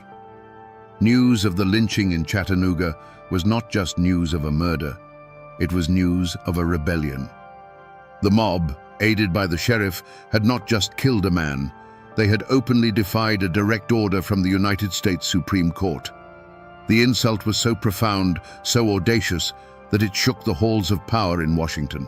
President Theodore Roosevelt himself condemned it as a hideous crime. The Supreme Court, its authority fundamentally challenged, decided to do something it had never done before and has never done since. It resolved to hold its own criminal trial. The atmosphere was unlike any other in American history.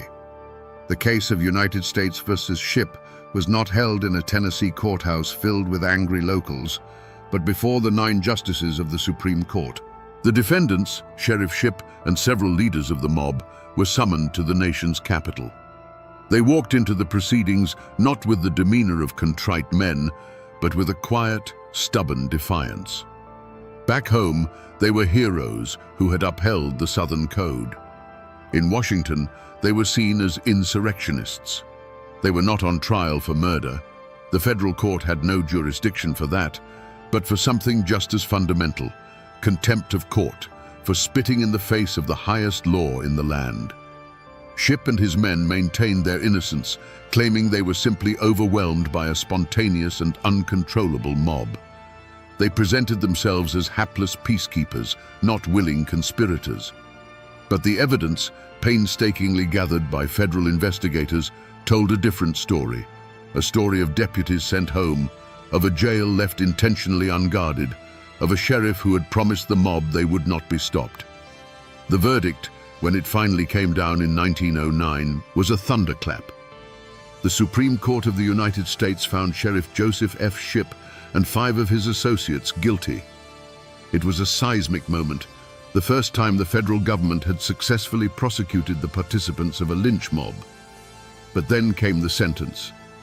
For orchestrating the murder of a man under federal protection and for defying the highest court in the land, Sheriff Shipp was sentenced to serve just 60 days in a federal jail. Justice, it seemed, had been both served and denied in the very same breath. The verdict established a monumental precedent. The rule of law could and would reach down to challenge mob violence, but the punishment was so laughably light that it felt like a slap on the wrist. Shipp served his time, and returned to Chattanooga not as a disgraced criminal, but as a celebrated martyr, his reputation enhanced by his brief and comfortable imprisonment. The verdict was a landmark victory for the principle of law, but a bitterly hollow one for the cause of true justice. The lives of everyone touched by the tragedy of Ed Johnson were permanently fractured, their futures sent spinning in new and often tragic directions. For the two men who fought for him, Noah Pardon and Styles Hutchins, the price of their courage was exile. They were hounded from the city they sought to better, their legal practices destroyed, and their lives under constant threat. They became fugitives from the very mob they had tried to defeat in a courtroom, forced to rebuild their lives in the anonymity of the North, their names whispered in Chattanooga's black community with a mixture of reverence and fear. They had won a moral victory, but suffered a devastating personal defeat. The opposite was true for Sheriff Joseph Shipp. He did not return from his 60-day sentence in shame. He was welcomed back to Chattanooga as a conquering hero. He walked the streets not as a convicted criminal who had defied the Supreme Court, but as a champion of Southern honor who had stood up to federal overreach. His complicity in the lynching did not end his career. It solidified his legacy among the white majority. He became a living symbol of the South's defiance, his life a testament to the fact that in the Jim Crow era, some crimes were not only tolerated, but celebrated.